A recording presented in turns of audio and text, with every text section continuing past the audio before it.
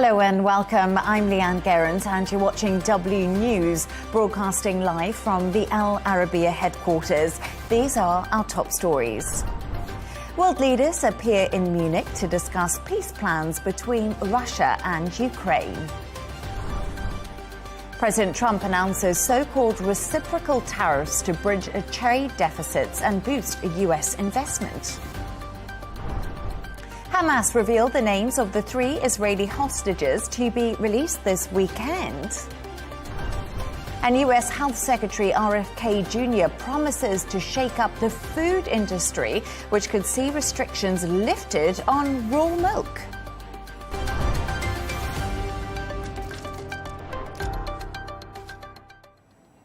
To our top story, and world leaders have gathered in Germany today at the Munich Security Conference.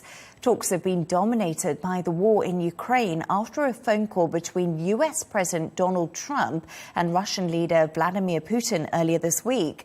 The US Vice President J.D. Vance revealed that the country is prepared to put pressure on Russia to end the war in Ukraine, although he reassured European countries they wouldn't be left out of talks to try to end the conflict. He also criticized Europe's leaders for running in fear of voters and failing to defend democracy. Here's what he had to say.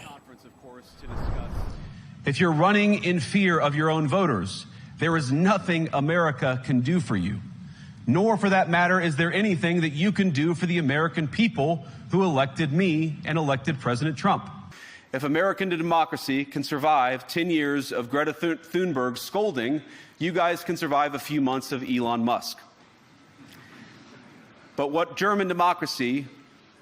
no democracy, American, German, or European, will survive is telling millions of voters that their thoughts and concerns, their aspirations, their pleas for relief are invalid or unworthy of even being considered. For more on this, I'm joined from Munich by our correspondent, Trent Murray. Trent, we just heard a bit of Vance's speech. It reportedly brought the event to a standstill and was a real surprising departure from the normal defence-related speeches. He didn't really hold back, did he?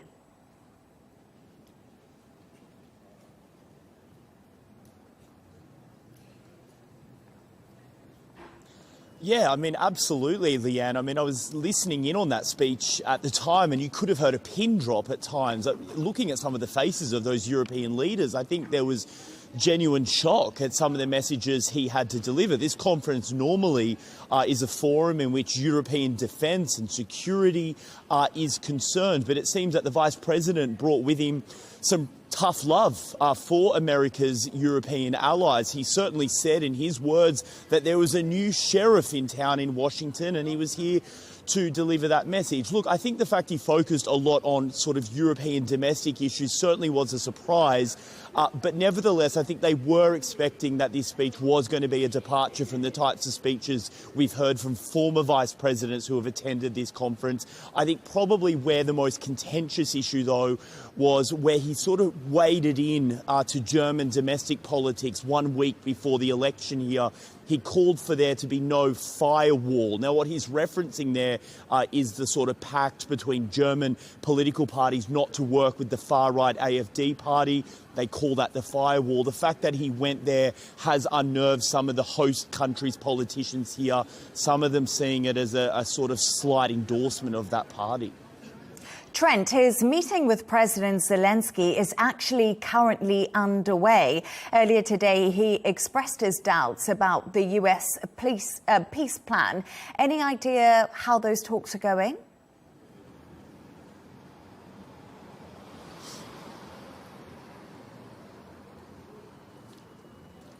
Oh, look, I think to be a fly on the wall in that room right now would be very interesting because we know President Zelenskyy has come to this forum acutely aware that Washington is looking to try and bring an end to this war, even if it means making some quite major concessions to Russia. President Zelenskyy did sit on a panel earlier today, and he was asked about all of this flurry of diplomatic activity, including that call between President Trump and President Putin. And he said, in his view, he just does not trust President Vladimir Putin. He says that in the past, Russia has shown that it breaks its words when it comes to agreements. He says he's open to having the discussion, but any discussion about Ukraine needs to make sure that Ukraine is sitting at the table. Right now, again, for Europeans here, I think they're watching the sort of new signals coming out of Washington and wondering if Washington backs away from this conflict, especially in terms of support, are they going to have to step up, the likes of Germany, France and the UK? The President of the European Commission, Ursula von der Leyen, has also been talking. She's discussed the challenges of a more transactional era in global affairs, Trent, and she's also touched on President Trump's policies, criticising his tariff wars to an extent.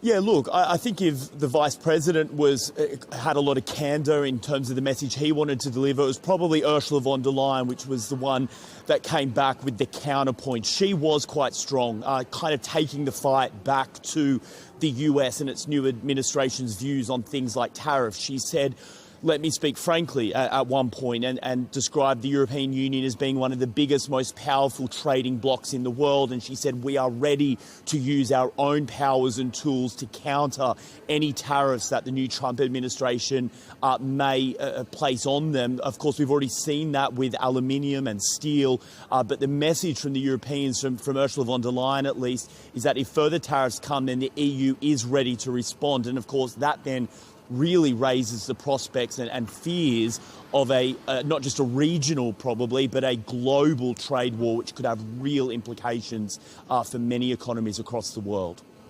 Trent Murray in Munich, a really busy day for you. Thank you so much for joining us and keeping across all that news.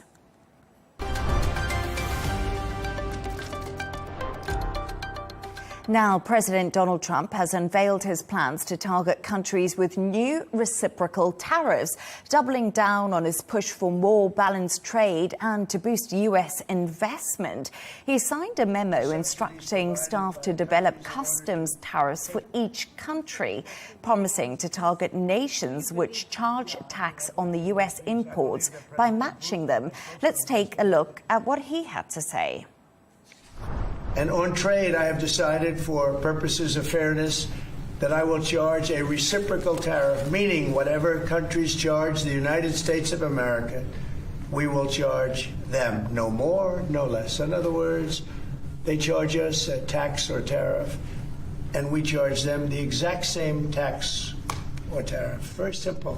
In addition, we will make a provision for subsidies provided by countries in order to take economic advantage of the United States, which a lot of countries do, including our allies. Our allies, in many cases, are worse than our enemies in this, having to do with trade. Trump has ordered his team to start calculating duties by early April, increasing fears of a global trade war. I'm now joined by the head of financial analysis at AJ Bell, Danni Hewson. Danni, good evening to you. First off, Trump really hates the trade deficit. We know that. In his latest comments we just heard, it seems unclear who he's targeting and how much he will charge different countries. What has been the reaction to this uncertainty? Well, on markets, there's been very little reaction today because, as you say, there is such a degree of uncertainty.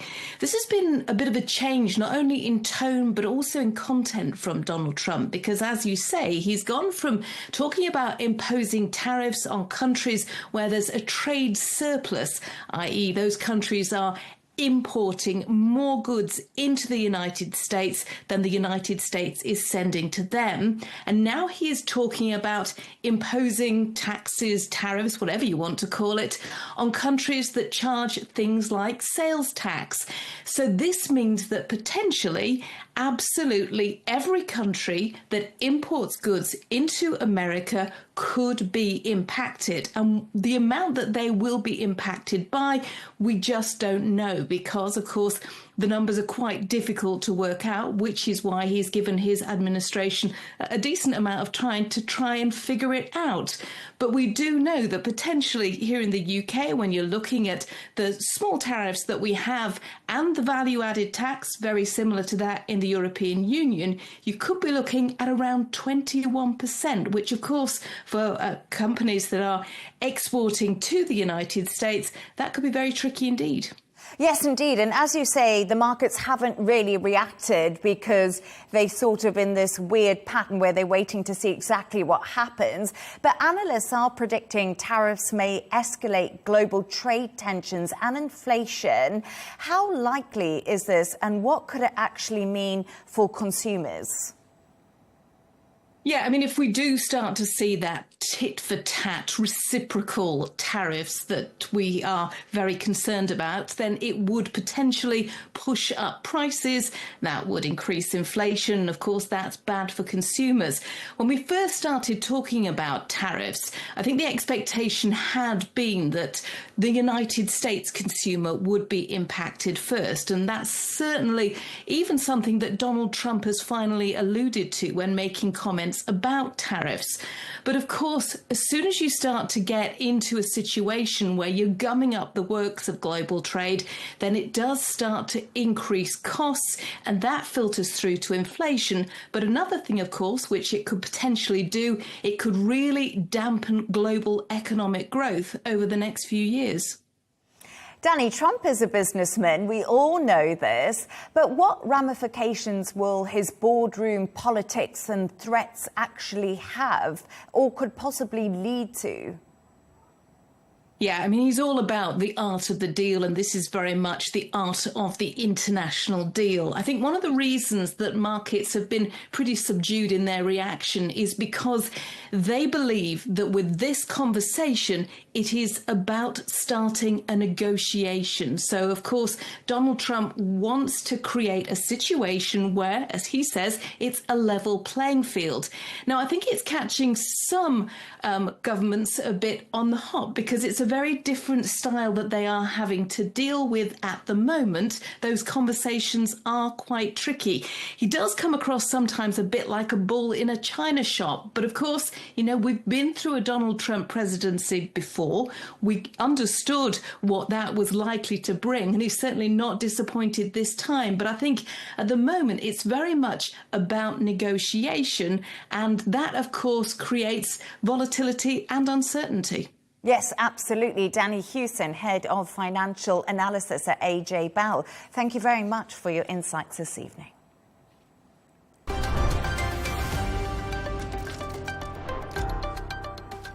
Let's take a look at some of the other stories making the headlines today. TikTok has returned to Apple and Google app stores over in the US after President Trump postponed a ban on the social media platform. The Chinese-owned app was previously ordered to sell the US version to a neutral party after accusations of spying and political manipulation. Yesterday, US Attorney General Pam Bondi said a ban wouldn't immediately be enforced, but it's unclear how long the app will survive in the long run. Pope Francis has been admitted to hospital for bronchitis treatment. According to the Vatican, the pontiff was taken to Rome's Gemelli Polytechnic Hospital earlier today to undergo tests. He was diagnosed with bronchitis last Thursday, but has continued his daily audiences, asking an aide to read out his remarks earlier this week. A Category 5 cyclone has hit Western Australia today with predicted gusts of up to 200 kilometres an hour. Cyclone Zelia has sparked emergency warnings and led to port closures as it moves towards Port Hedland, a mining region rich in iron ore, copper and also gold. Residents have been warned of a possible storm tide and have been told to shelter in the strongest part of their homes. And a humpback whale has spared the life of a kayaker off the Chilean Patagonia. Adrian Samancas was in the water kayaking with his father when the whale surfaced and held him in its mouth. It luckily released him quickly, and the entire incident was filmed by Adrian's father, who encouraged his son to stay calm. Good advice.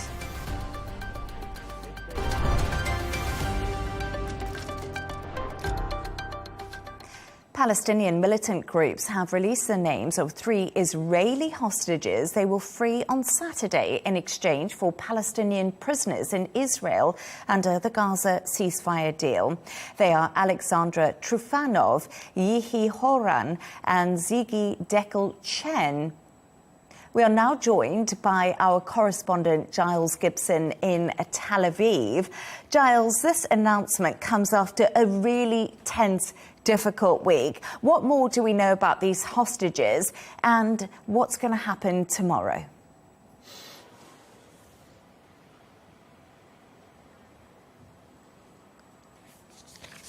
Yeah, it has really been a week in which the ceasefire deal has been pushed right to its breaking point at times. We had that announcement at the start of the week from Hamas that they were pausing the next round of hostages releases indefinitely, then that ultimatum from the Israeli Prime Minister Benjamin Netanyahu. Today, tensions have been brought down even further by the fact that these Palestinian militant groups have announced the names of the hostages due to be released relatively earlier in the day. In previous rounds, we've seen Hamas and other groups potentially missing the deadline in terms of the deadline when they're supposed to release details on the Friday ahead of a release on the Saturday. The next flashpoint really is going to be when we see these hostages for the first time actually on camera. You know, what sort of condition are they going to be in? Are they going to be looking similarly gaunt to that last group of hostages that was released just under a week ago? And actually, in the last few hours or so, the Red Cross, which has been helping to facilitate the handovers from hostages from Hamas to the Israeli military, well, they've said that they are now very concerned about the status of other hostages still held inside Gaza. Giles, the US Secretary of State Marco Rubio has told Arab countries opposed to President Trump's Gaza takeover plan, if they've got a better plan, now is actually the time to present it. Arab nations are due to meet in Riyadh to discuss alternative Gaza plans later this month, aren't they?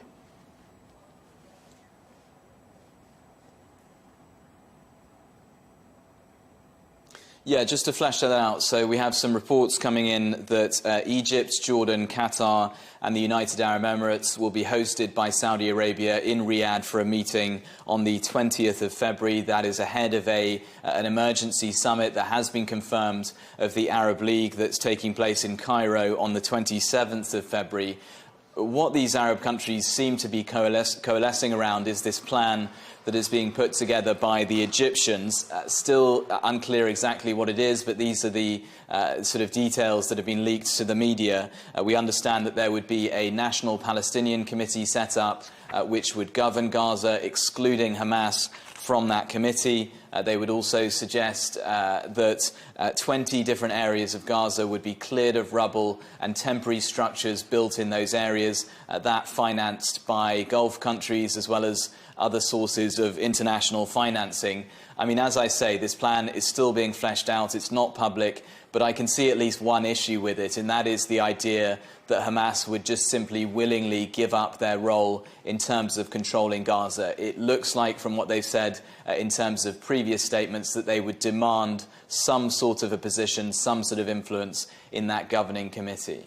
Yes, indeed. Giles Gibson in Tel Aviv, thank you so much for joining me.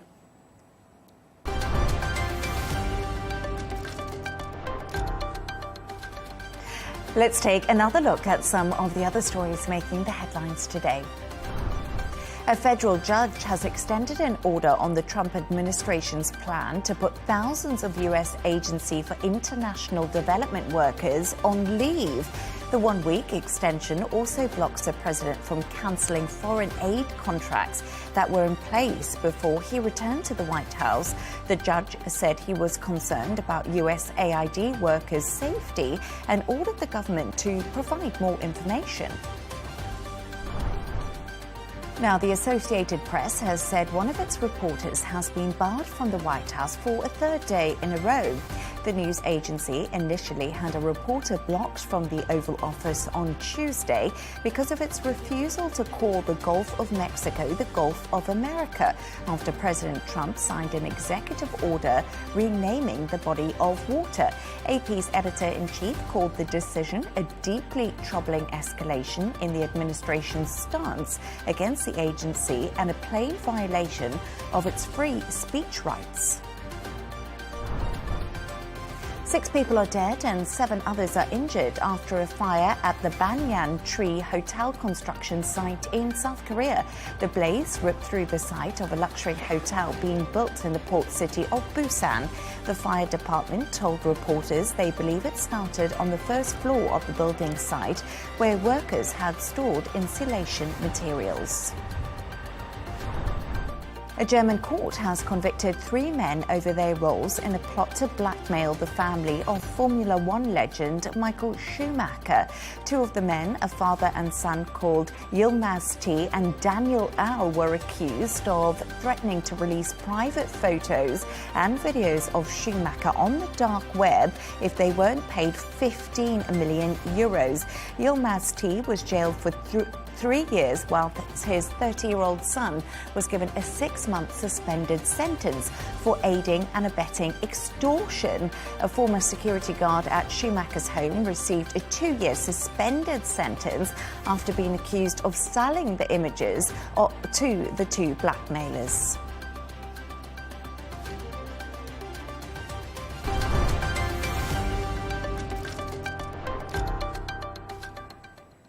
Now, Robert F. Kennedy Jr. has experienced his first day as U.S. Health Secretary, promising to make America healthy again. RFK Jr. has consistently criticized the food industry of betraying our children, accusing them of including dyes in cereals and seed oils in fast food. Kennedy has also spoken out about the health benefits of unpasteurized milk, revealing he's keen to end the Food and Drug Administration's so-called aggressive suppressive of raw milk. However, the FDA and the Centers for Disease Control and Prevention have called raw milk one of the riskiest foods people can consume because of the possibility for contamination. We can now go live to Washington to speak to our correspondent, Benji Haya. Benji, wow, what a day. Do US medical experts believe introducing raw, unpasteurized milk will actually make Americans healthy again?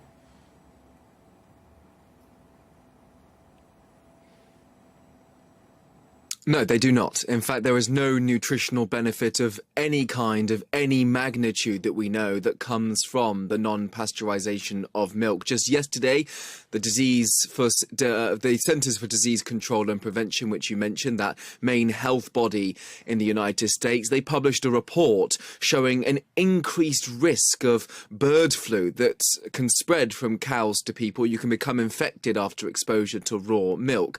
Robert F. Kennedy Jr. also wants to remove fluoride from drinking water here, a mineral that has been proven to improve dental health. Many of his claims actually are not based on any scientific evidence. Take his promotion, for instance, of debunked allegations that vaccines cause autism, or a raft of other baseless health-related myths, including that COVID-19 was a bioweapon, he says, that targeted the black population and spared Jews or Chinese people. This is someone who has no experience working in health administration or medicine, but now has permission from his boss, President Donald Trump, to, quote, go wild on health and oversee this $1 trillion budget for the country's vast health agencies. OK, so he's also spoken about the hidden dyes in American food and also about drink. So what is he saying now about processed foods, Benji?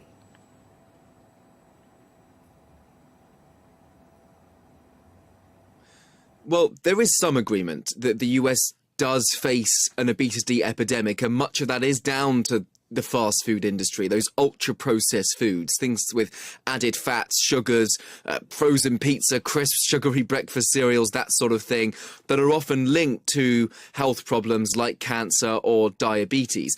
What is perhaps unconventional about the approach we're seeing from RFK Jr. is that he believes it's things like seed oils that are to blame for poisoning Americans, he says. And that, again, I should stress, is not rooted in science. Secondly, what's interesting is that his efforts that we've seen to promote healthy eating are being heralded, perhaps justifiably, by the very same Republican Party lawmakers or commentators who just years ago were publicly lambasting Michelle Obama's very similar campaign to improve nutrition in America. And so this, much like a lot else in America, has become a real partisan issue with a with a real change of heart now that there is a Trump administration instead of an Obama or a Biden one. I must say, Benji, I do like Cocoa Pops every now and again, and I don't think he would agree with me. Benji, hi in Washington. Thank you so much.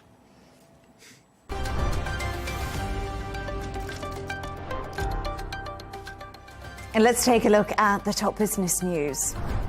Turkey has hit Adidas with a fine of more than $15,000 for failing to inform customers that one of its flagship shoe models contained pigskin.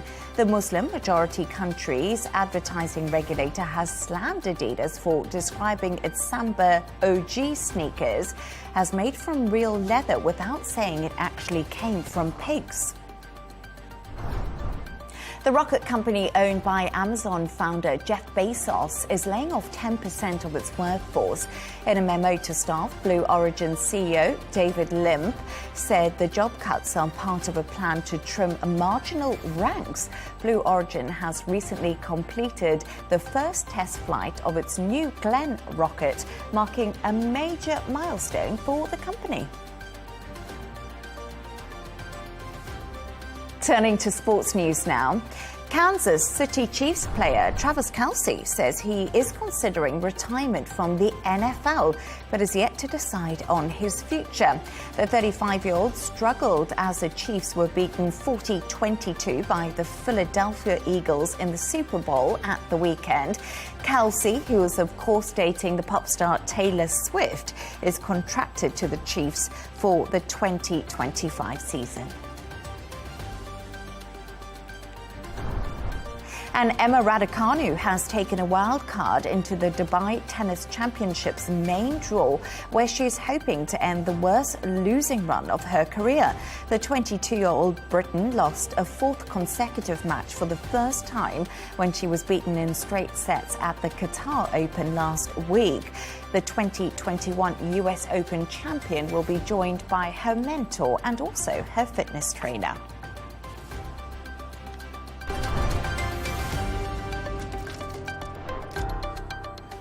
A reminder of our top stories. World leaders appear in Munich to discuss peace plans between Russia and Ukraine. President Trump announces so-called reciprocal tariffs to bridge trade deficits and boost US investment. Hamas revealed the names of the 3 Israeli hostages to be released this weekend. And US Health Secretary RFK Jr. promises to shake up the food industry, which could see restrictions lifted on raw milk. And that's all from us on W News. Thank you so much for joining us. A special interview with the Israeli Deputy Foreign Minister is coming up next, followed by Riz Khan. And don't miss Tom Burges Watson with GNT. Good night and happy Valentine's Day. I hope I'm not the first person to say that to you.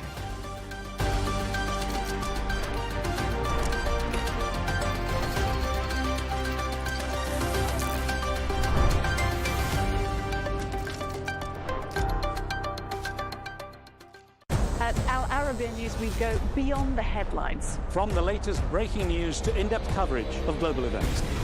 We're not bought or sold. Nobody owns us. The loss of life, the destruction of property. The conflicts are such a terrible thing. Context and analysis to help you see the full picture. The world is in a very dangerous place. Join us on Arabiya News. It's very impressive. Where knowledge meets perspective.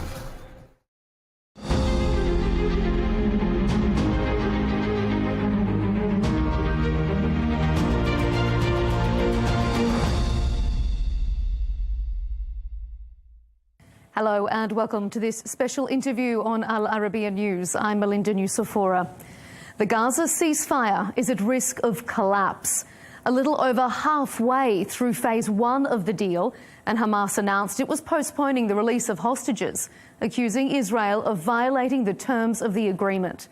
In response, Israel has threatened a return to war if hostages aren't freed on Saturday. For an update on the current situation, I'm joined by Israel's Deputy Foreign Minister, Sharon Haskell. Thank you so much for joining us, Deputy Minister. Hello, it's a pleasure and thank you for inviting me to your show. Can we begin with some clarification on the comments we heard from Prime Minister Netanyahu on Tuesday? Is Israel demanding Hamas release all Israeli hostages by noon on Saturday, or just the hostages that were already scheduled for release on the weekend? So, look, obviously we are backing Trump's declaration asking to return all of the hostages. There's no reason for Hamas to hold our hostages and to prolong the situation. When we signed with Hamas, which is a terrorist organization, a ceasefire agreement, we knew we were signing a deal with a terrorist organization, and we knew they cannot be trusted. They violated the agreement from the start. For example, not giving us the list of the names of the people that are going to be released, or not until today, not giving the status of which hostage, in what condition they are. The fact that they didn't release Arbel Yehud, which she was meant to be released among the first one, was another violation, a brutal violation of the agreement as well. And now Hamas is coming and complaining about what we did because they didn't release Arbel Yehud, to wait with the returning of the Gazan citizen to the north until they release her, like they actually committed to. Well, it's absolutely unacceptable. And, so to clarify, Israel wants all hostages released on Saturday, which is a departure from what has been agreed to in phase 1 of the deal. On top of that, Hamas is saying, the Gazan Health Ministry says more than 100 Gazans have been killed during a ceasefire. So does Israel take any responsibility for the current potential derailing of this ceasefire in phase 1? Hamas is the one that derailed this agreement from the start by not committing to what they signed on from day one. Now they're coming and complaining, is absolutely absurd. The fact that they declared today that they will not release the hostages on Saturday, as it was agreed, that's breaking the ceasefire agreement. And so that responsibility is on Hamas and Hamas alone. So do you think the region should now be preparing for war? Well, look, we knew from the start that signing an agreement with a terrorist organization is going to be difficult. This wasn't a good deal for Israel. This deal also released thousands of murderers, monsters who commit some of the worst crimes that you can ever imagine against innocent Israelis. And they were released without any restriction back into the civilization. And that's not a good deal, but it was a deal that we compromised on to make sure that our family members are going to be returned as quickly as possible. With the images that came on Saturday, knowing how they're abusing our family members, our brothers and our sisters, our husbands, our children, 2 babies, knowing that they're starving them, physically abusing them, emotionally, psychologically, torturing them.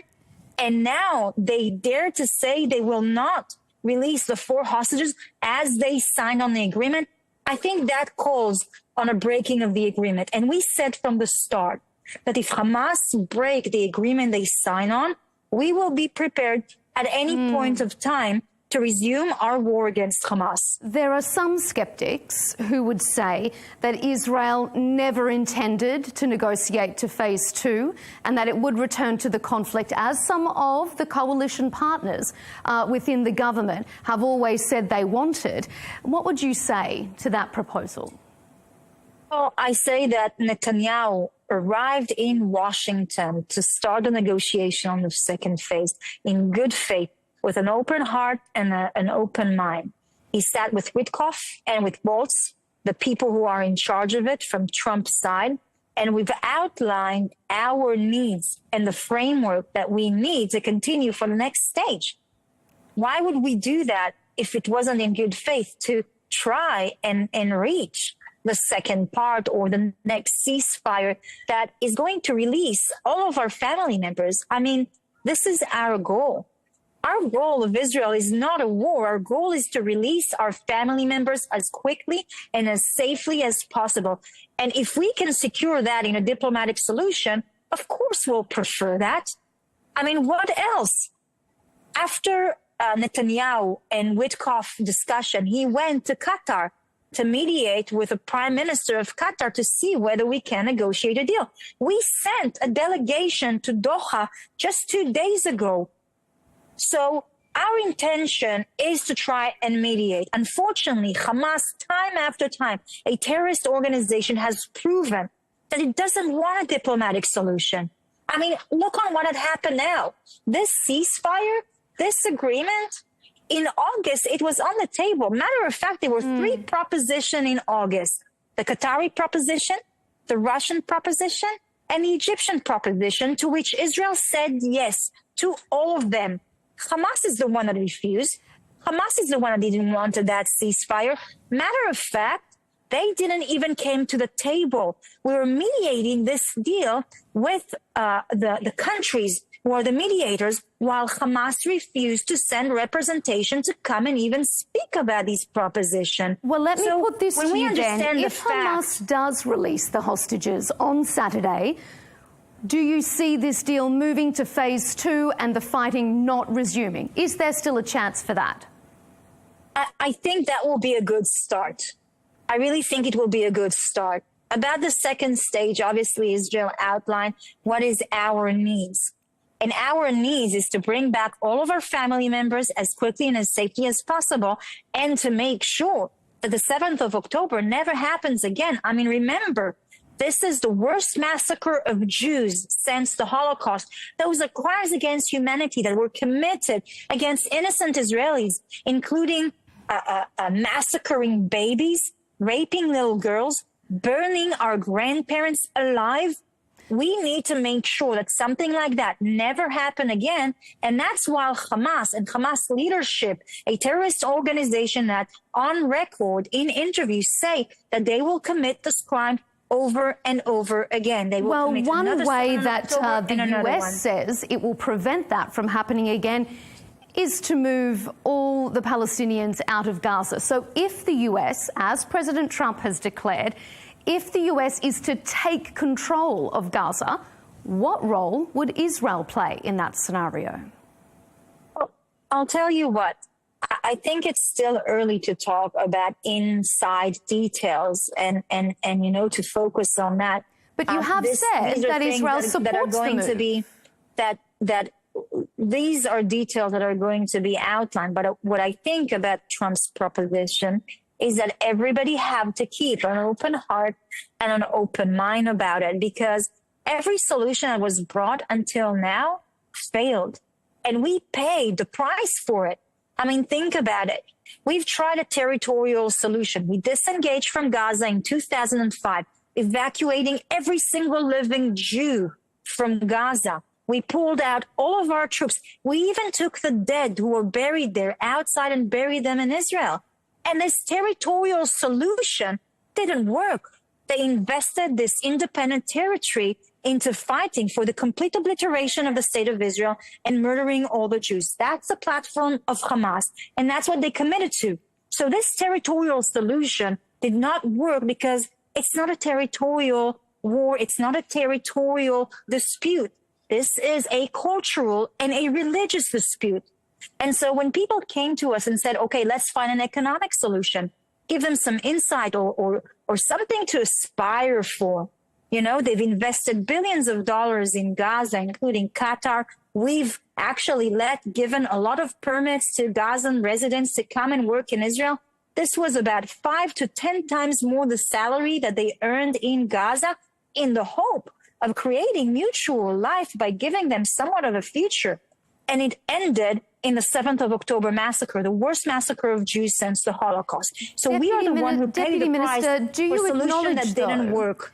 That if the US were to take control of Gaza and relocate the Palestinian population, you risk radicalizing another whole generation of displaced people, which perhaps just raises the risk of there being more conflict. So I want to say a few things about it. I think that, first of all, when we bring solutions that are outside of the box, we have to keep an open heart and an open mind, because the solution that didn't work until now means that we need to find other solutions. Now, Trump sees Gaza and the devastation there and says, we need to actually temporarily evacuate the Palestinians, rebuild it, and then get them back. But things needs to be managed differently as well. I think this is something that all of us have to sit together and actually talk. And you know what? If that puts pressure on the Palestinians, I'm happy about it, because maybe now they'll be pressured to accept the Jews, to accept that we're not going to go anywhere either. And we have to find a solution to live side by side. So I welcome that. And another thing, and it's important to note as well, you talk to me about the radicalization of another generation. What had happened in Gaza until now? They have the UNRWA education system that they've been taught for.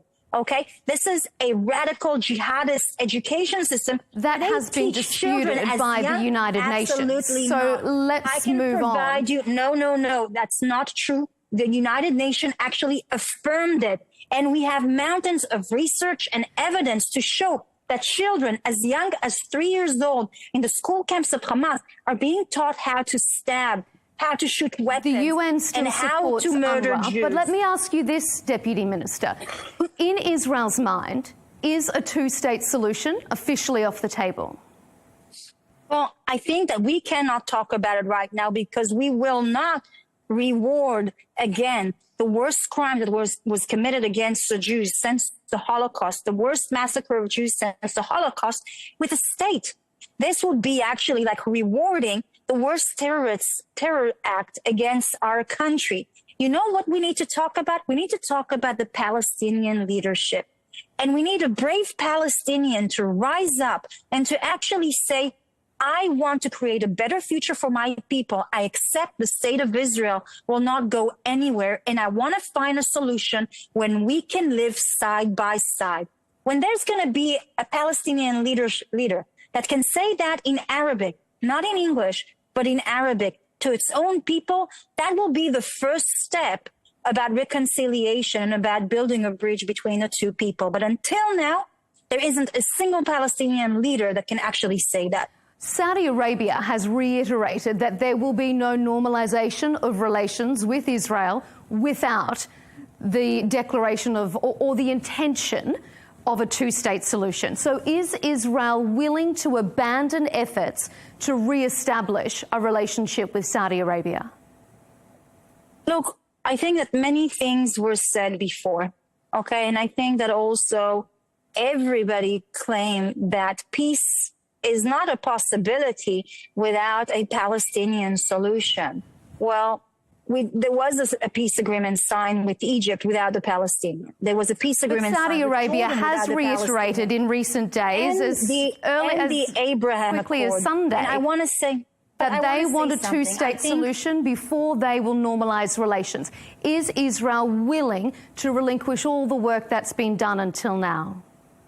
I think that many statements of many Arab leaders before that stated that thing as well were proven that peace is actually something more important than anything. And I think that MBS, being an advanced leader that is aspiring also, and I've seen some of his reform and how he's been modernizing the country. I look at his statement, and his statement that said that peace with Israel or normalization with Israel is a strategic asset.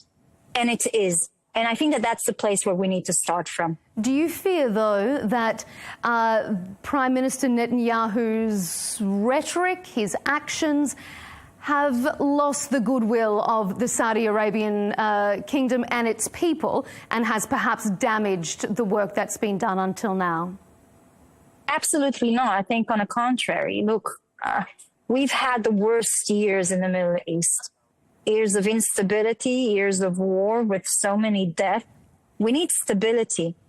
And when Trump came in with a very brave and confronting declaration about Lebanon, it brought a ceasefire and it brought stability to Lebanon. And we hope that Lebanon is going to grow out now from the Iranian occupation and liberate its economy and liberate its society and liberate its politics. Those grandiose declarations that you might find provocative actually created stability and actually can create bridges. It brought the ceasefire. That's the same with Hamas. With his grandiose declaration, Trump is the reason why Hamas actually came to the negotiation table. Trump and his declaration is what signed this ceasefire. And I think that some of these declarations are actually putting more pressure for stability in our region. We know who our enemy is. And the radicalization of different groups comes from one source. The funding of those groups come from one source. And that is a mutual enemy. And stability is the greatest weapon against them. And I think that this is a strategic asset and a bridge that we need to build between allies. Just finally, Deputy Foreign Minister, does Israel still support the idea that a Palestinian state should be created on Saudi Arabian land? I haven't heard a suggestion like that. The Prime Minister himself made a comment along those lines. Is that something being discussed in Israel? So I didn't read or am aware of any declaration like that. And if I'm not aware of a suggestion like that, I'm not sure it actually exists. He did actually suggest during his visit to the US that the Palestinians should be moved to a territory in Saudi Arabia. Do you think that that's a viable option? I say again, I heard the declarations of Prime Minister. I watched the declaration of President Trump. I did not encounter any declaration like that.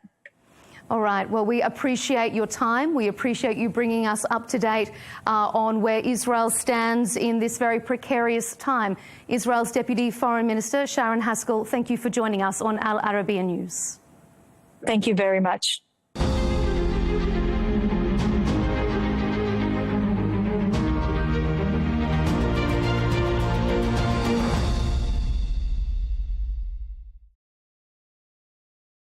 At Al Arabiya News, we go beyond the headlines. From the latest breaking news to in-depth coverage of global events. We're not bought or sold. Nobody owns us. The loss of life, the destruction of property. The conflicts are such a terrible thing. Context and analysis to help you see the full picture. The world is in a very dangerous place. Join us on Al Arabiya News, It's very impressive. where knowledge meets perspective.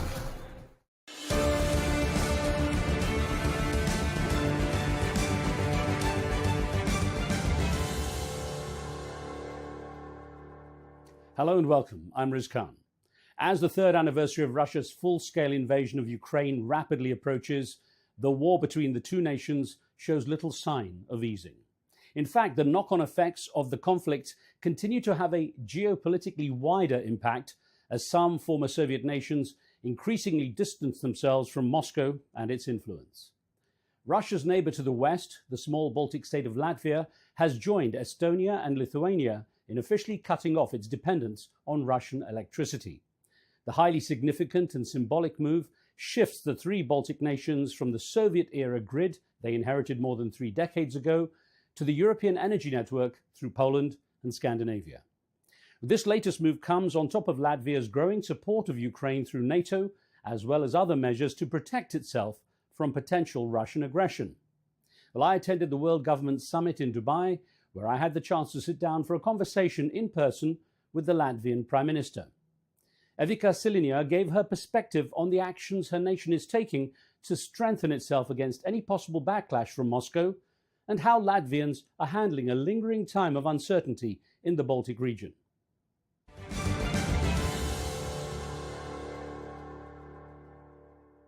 Prime Minister, it's great you could make some time at a very busy time for you and your country right now. In the past week, Latvia has joined its Baltic neighbours, Lithuania and Estonia, in severing ties with the Russian and Belarusian power grid. Why was this important, and how will the Baltic states guarantee energy security in the future? Yes, it was a really hugest event on electricity. For 10 years almost, we have been preparing this, even maybe longer time. And European Union has invested more than €1 billion in this all the operation, because this was technically not so easy to be done. But we have been connected with Europe already before. Now we just get rid of this Belarusian and Russian grid. So it means we are more independent and more secure, and we will be now a part of Europe's electricity. Do you expect it to have a major impact on Latvia, and what about on Russia? It will have an impact on us that we will be able to plan our activities, because if we stayed as it was before with Belarus and Russia, we never could be it would never be reliable for us. They could always set some new rules. Therefore, for Europe, it's more sustainable and long-term our planning. So I believe it's better for our people's security and actually for prognosis. We can now prognose how we will boost up our energy, what we will do with green energy, and it will help with prices as well. What was the response from Moscow when you decided to make this move?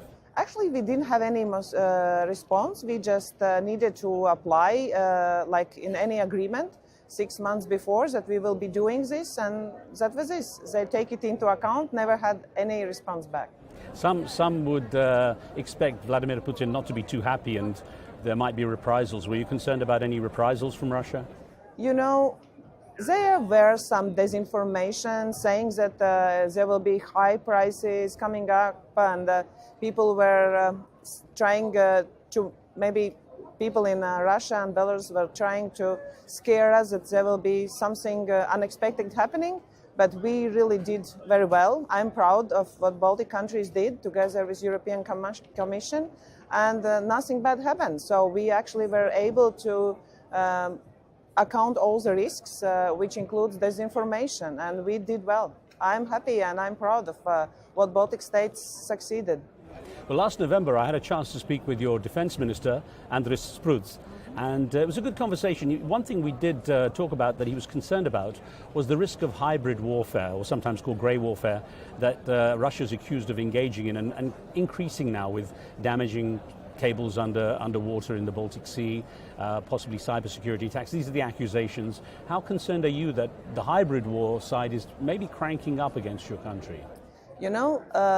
Hybrid war is actually a reality for us for almost, I would say, all the years of independence, since we got independence from Soviet Union, and we get used to it, but we as well get a good knowledge, and as Secretary General of NATO called it, hybrid threats are not just hybrid threats. It still remains terroristic attacks, but organized by some government. And this is the reality we are living on, and what it means to Latvia, to all the Baltic region, and actually to all the region, including Scandinavian countries.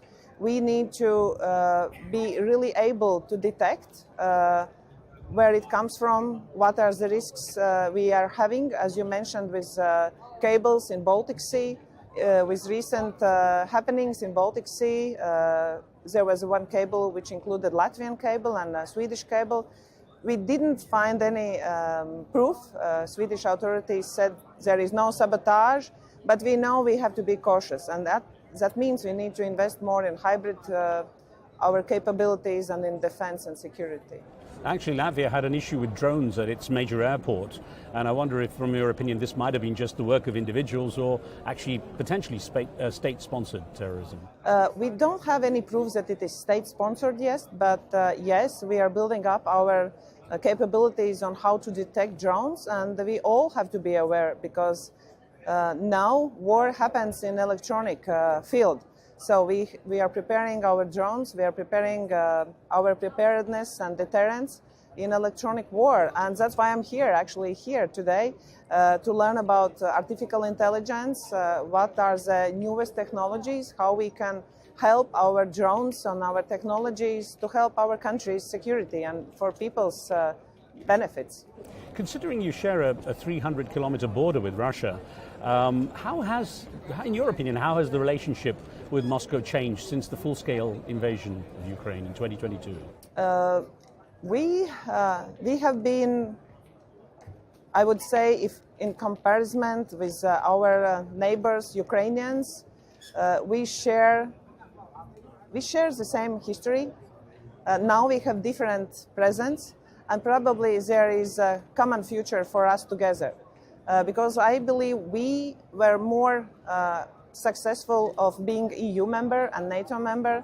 Therefore, Ukrainians need still to achieve those, I would say, issues and political results. But with Moscow, it always has been complicated, but they're still geographically our neighbors. And Belarus are pushing migrants, illegal migrants through our borders. We have to build a fence. So we are defending our borders, and unfortunately, there is no, progress in diplomatic relations because we believe Ukraine must win the war, and there is international law, who says any country has its sovereignty, territorial integrity, and no one else can change their borders without that country's approval. So we are with Ukraine. And if Putin doesn't agree to that, unfortunately, we stay with democratic countries. It's interesting what you said about the hybrid threat since you basically got independence. Some years back, I was talking with the Estonian president, and the similar thing, and you know they had a fairly major cyber attack that pretty much shut down a lot of their country. I wonder how, in these past couple of years, since that full-scale invasion in Ukraine, how you and your neighboring Baltic states' relationship has changed. Actually, for good. We have become stronger and we are cooperating even more. And now we have become stronger within NATO because 2 more countries in the region has joined NATO, Sweden and Finland. And definitely we are spending 3.45% of our GDP for defense. And all the Baltic countries are spending more. It means we have raised up our capabilities in defense and security. So there is something actually you can learn from us. And this is how we can detect hybrid threats, and cybersecurity is one of our highest priorities as well. But sure, in today's world, there is no way nothing will happen, but we are able to detect the risks, and our cybersecurity issues has become in such a high level that they can deter and investigate very difficult cases, and we can publicly announce them for others to learn from our investigations. Well, as you say, Finland and Sweden now part of the NATO family, and Sweden just had joint exercises, their first military exercises with NATO, and that happened actually in Latvia, from what I understand. So I'm wondering how significant that was. Oh, wow, it was very significant. Sweden sent 500 troops to Latvia as their first mission within NATO. And therefore, really, we are stronger together. In Latvia, we have 14 nations working together within NATO, and we have built a good partnership within NATO countries. And I believe Latvia has a good talent of being maybe not a big country, but like someone said about us from Ukrainian government, but a great nation. So we are hosting 14 countries within Latvia of NATO, and Sweden just joined us. And this is a good place where they can practice and practically see how NATO operates in a real life, like not a game in video, but in real life experience. And as you indicated, Latvia has made major commitments to NATO in this respect. How do you think NATO will operate in any different way under Donald Trump, who's expressed his concerns?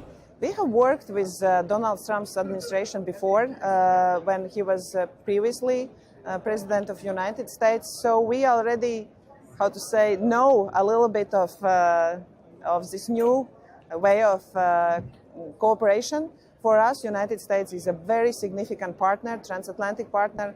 And as far as I could say, all the negotiations which we have had with new administration now, they really value how we have strengthened our defense capabilities and actually how we can be a loud voice in NATO. That defense is very important within NATO countries, with other allies. So I believe we will work on good cooperation even forward in future. Donald Trump's second time around has been a lot more aggressive than the first time from what we see. What was your response when Donald Trump was doing his election campaigning and saying he would end the Russia-Ukraine conflict in a day? What went through your head? I would say nothing about Ukraine without Ukraine. And we will look at this as an opportunity because we want a peace.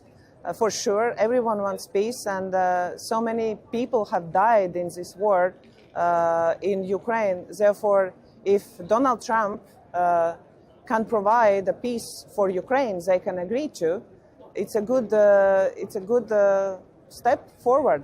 But it's very important that Ukrainians will say yes to that. Not someone else will make a deal. Therefore, everything about Ukraine with Ukraine remains from my side as a very strong word. Understood. Now, Latvia has begun production of military armored vehicles. Is that, in response to Ukraine's needs, or is this also in response to Latvia's own security concerns? Definitely, yes. We have actually been collaborating with other European countries for military industry, and we have found that we could be a good partners with bigger actually producers within Europe who has a very strong historical already manufacturing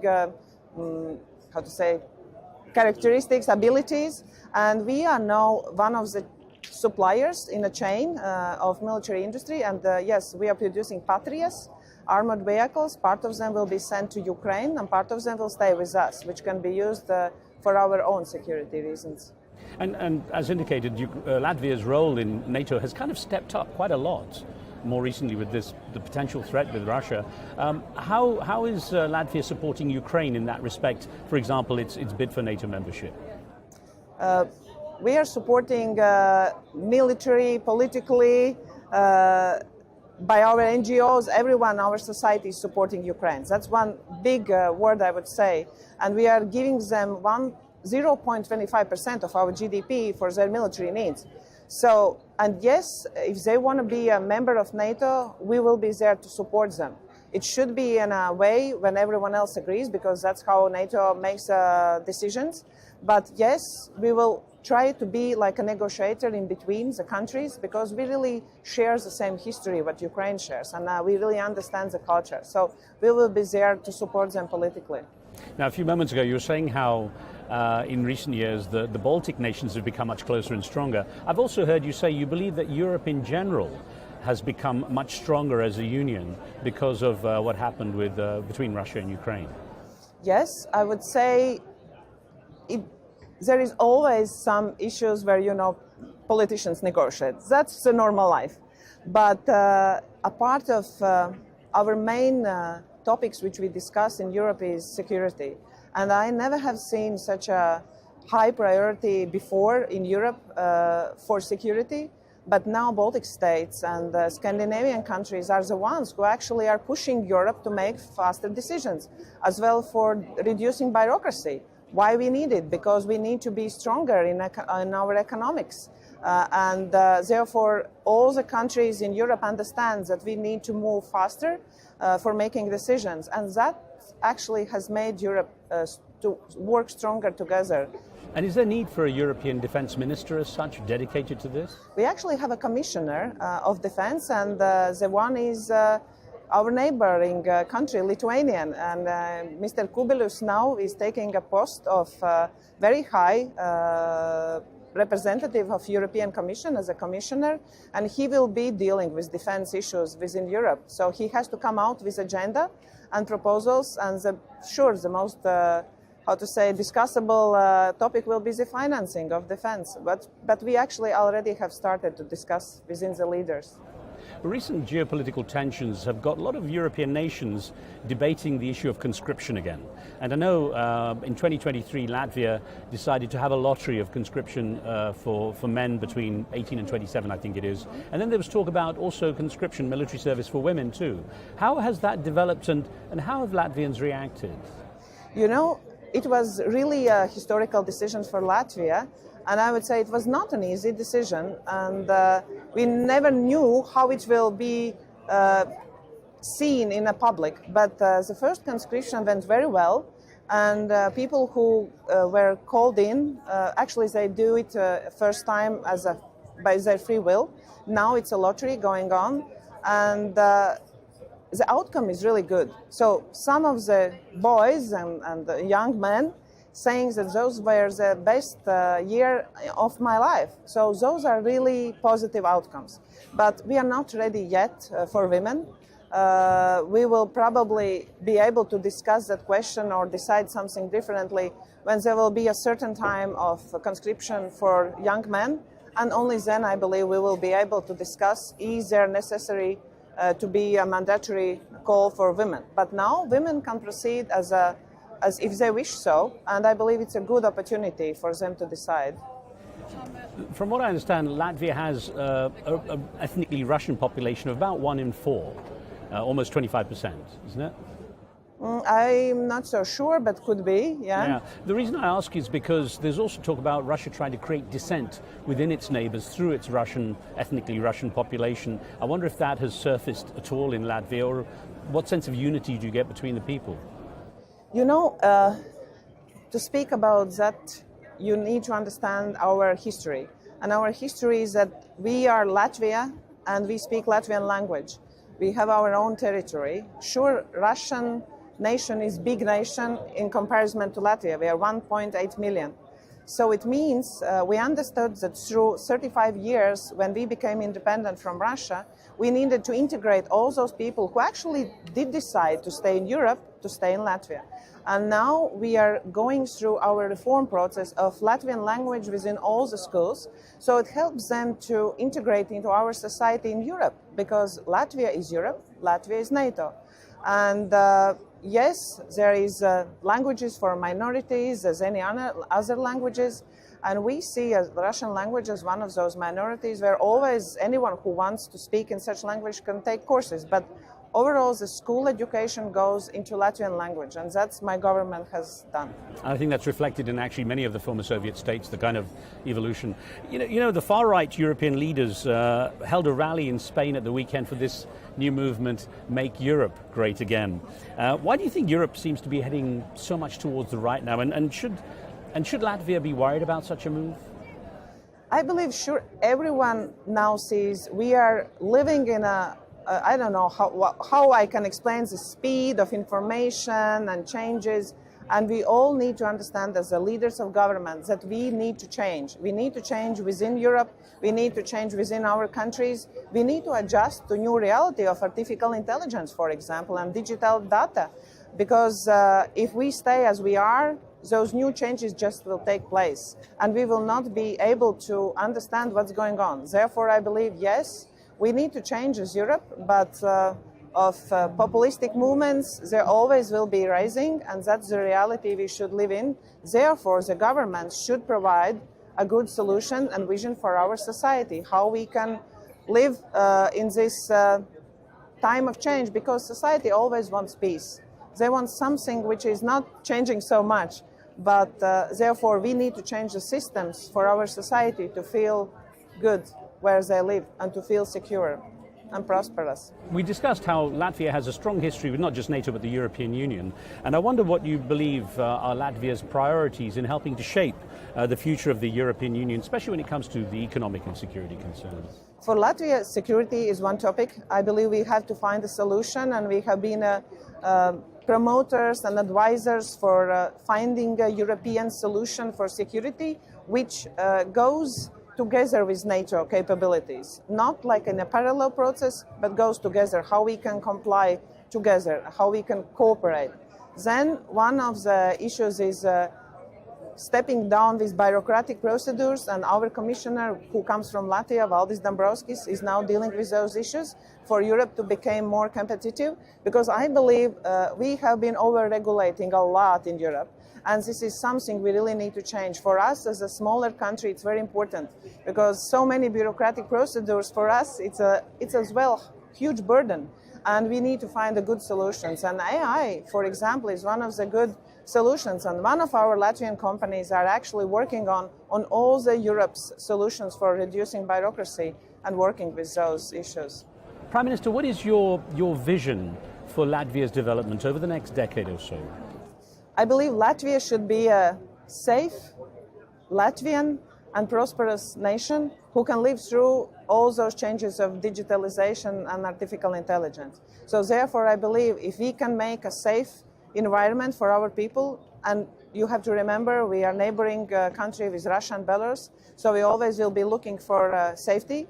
Then next, my priority is family affairs, because we don't have many people, so we need to think about families and those issues.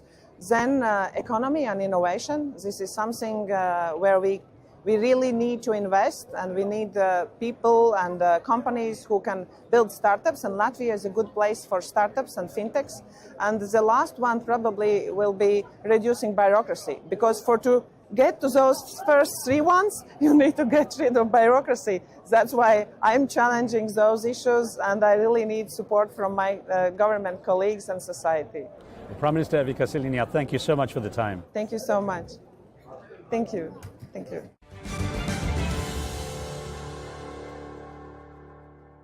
Prime Minister Evika Silinia there with a perspective on Latvia's geopolitical stance as a direct neighbour of Russia as tensions mount in the Baltics. We will, of course, keep an eye on that story. I'm Riz Khan, from me and the team. Thanks for watching.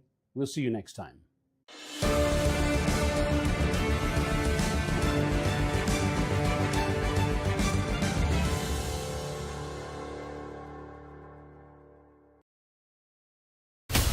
From the White House to Gaza, Kyiv to Beijing, elections, economics and the environment compete with conflicts and other complex issues for our attention. In an age of fake news, deepfake and artificial intelligence, they've got to have a vote and a say.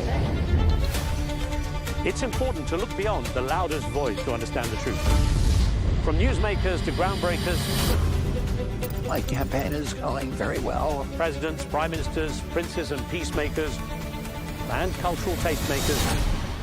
As Arabs, as Middle Eastern, we're too emotional. Join me on the Riz Khan Show for empowering conversation.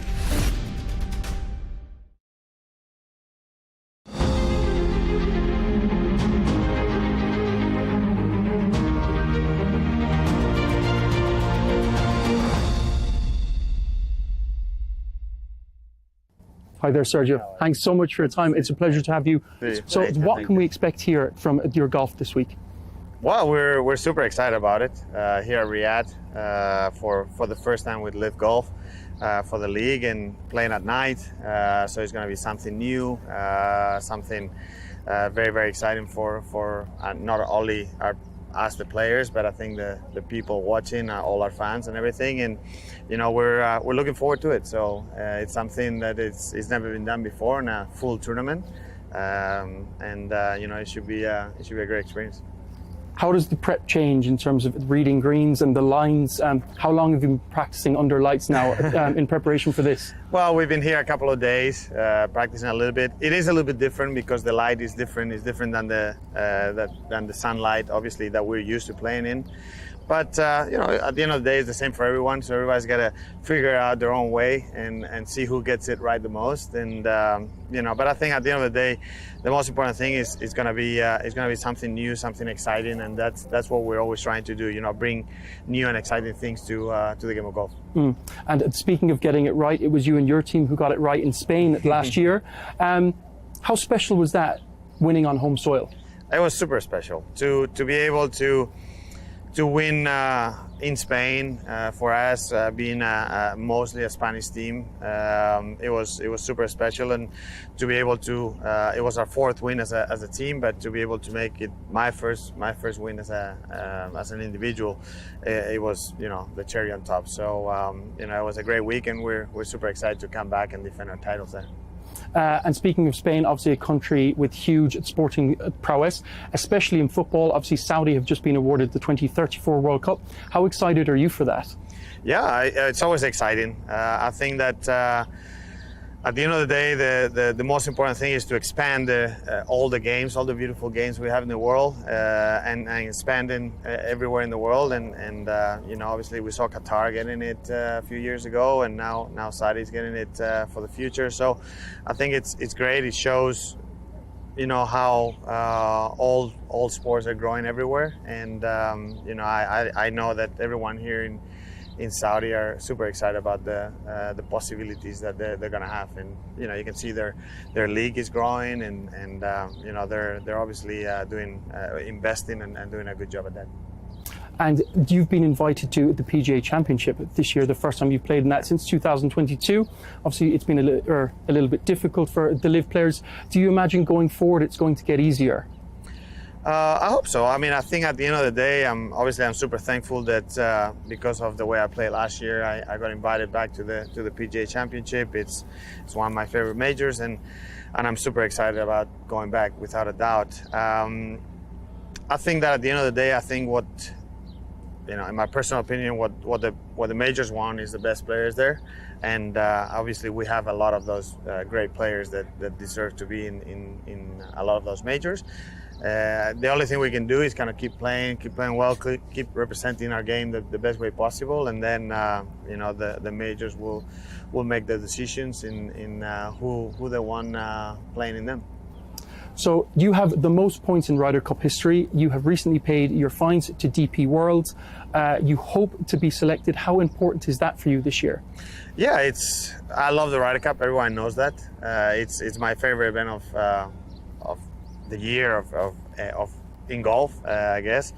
But yeah, I mean, I think that you know, we're members of the European Tour again, of the DP World Tour.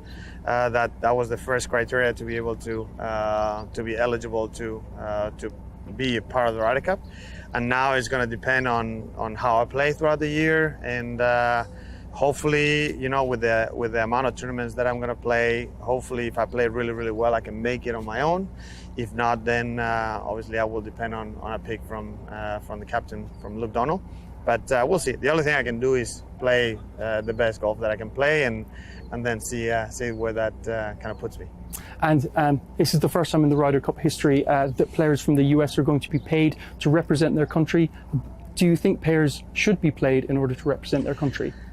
Look, I think at the end of the day, for me, as a European, we've never thought about that. We never even, not even mentioned it, but we never even thought about it. So I've never been on that, you know, on that side of the spectrum, I guess, and it's something that I don't think about it. What I want to do is be a part of the Ryder Cup, and that to me it's honor enough to that, you know, nothing else matters. So that's the way I see it. And obviously, being an Irishman, I have to ask, it's being held in Ireland in 2 years at the magnificent Adair Manor Hotel. You very much see yourself playing in that, opposed to being the captain. Yeah, I mean, I would love to be playing still. Obviously, there were some talks about maybe the possibility of me being the captain there. But you know, obviously, my focus as of now is on playing and hopefully making a few more Ryder Cups if my game is good enough. And when that doesn't happen, then we can try to focus on other things. But I don't want to think about that until I know that I'm not good enough to be a part of it. And at a day when you're not good enough, I can't imagine that being anytime soon. What are your plans after golf? Well, I mean, we're still obviously here with the firewalls and everything. I have a stake on the team, so obviously I will be very involved in that, trying to make the team grow as much as possible when I'm not playing. Then I've started doing golf course design. So there's several things, and then we do a lot of great work, my wife and I, with our charities in the U.S. in Austin, and trying to help as many people as we can that need it. And so there's plenty of things that we can do, not only financially or as a business, but also on helping people. We look forward to it. Thanks so much, Sergio. Thank you. My pleasure.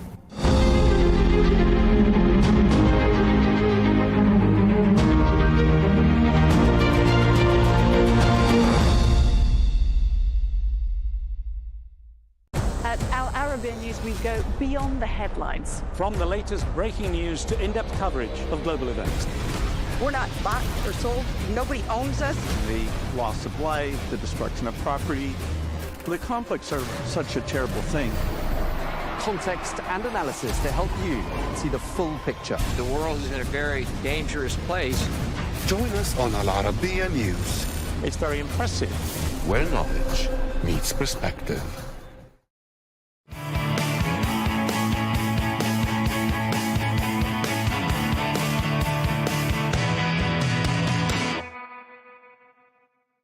Delhi.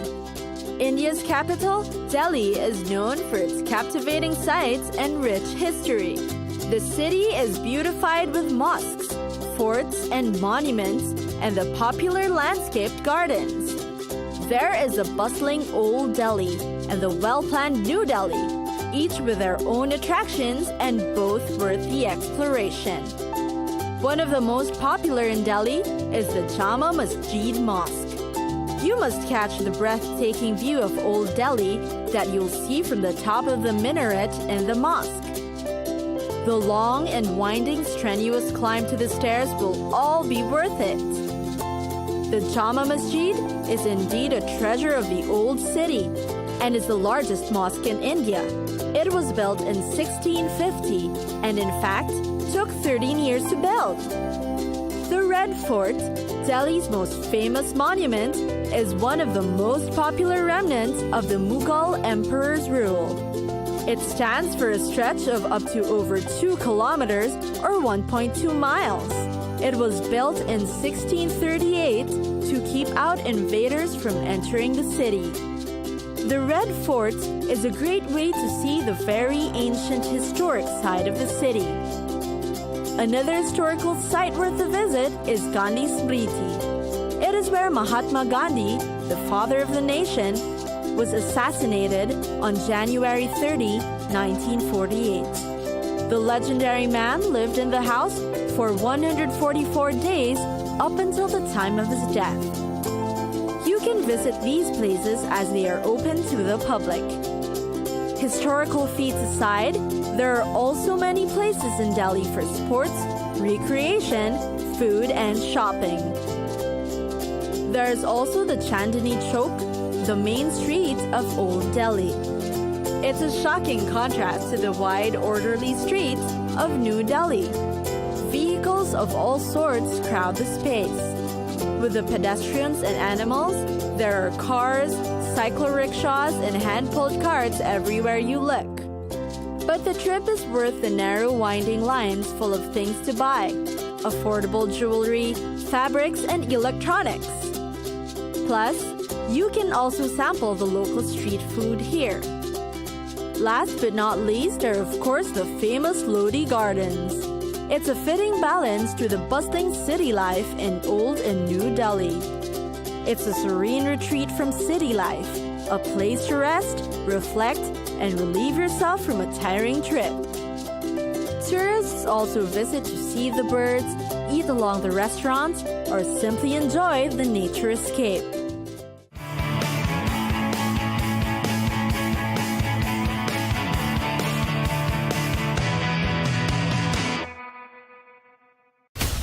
From the White House to Gaza, Kiev to Beijing, elections, economics and the environment compete with conflicts and other complex issues for our attention. In an age of fake news, deepfake and artificial intelligence, they've got to have a vote and a say. It's important to look beyond the loudest voice to understand the truth.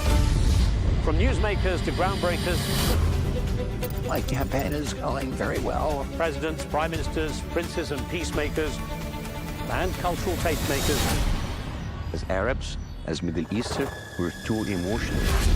Join me on the Riz Khan Show for empowering conversation.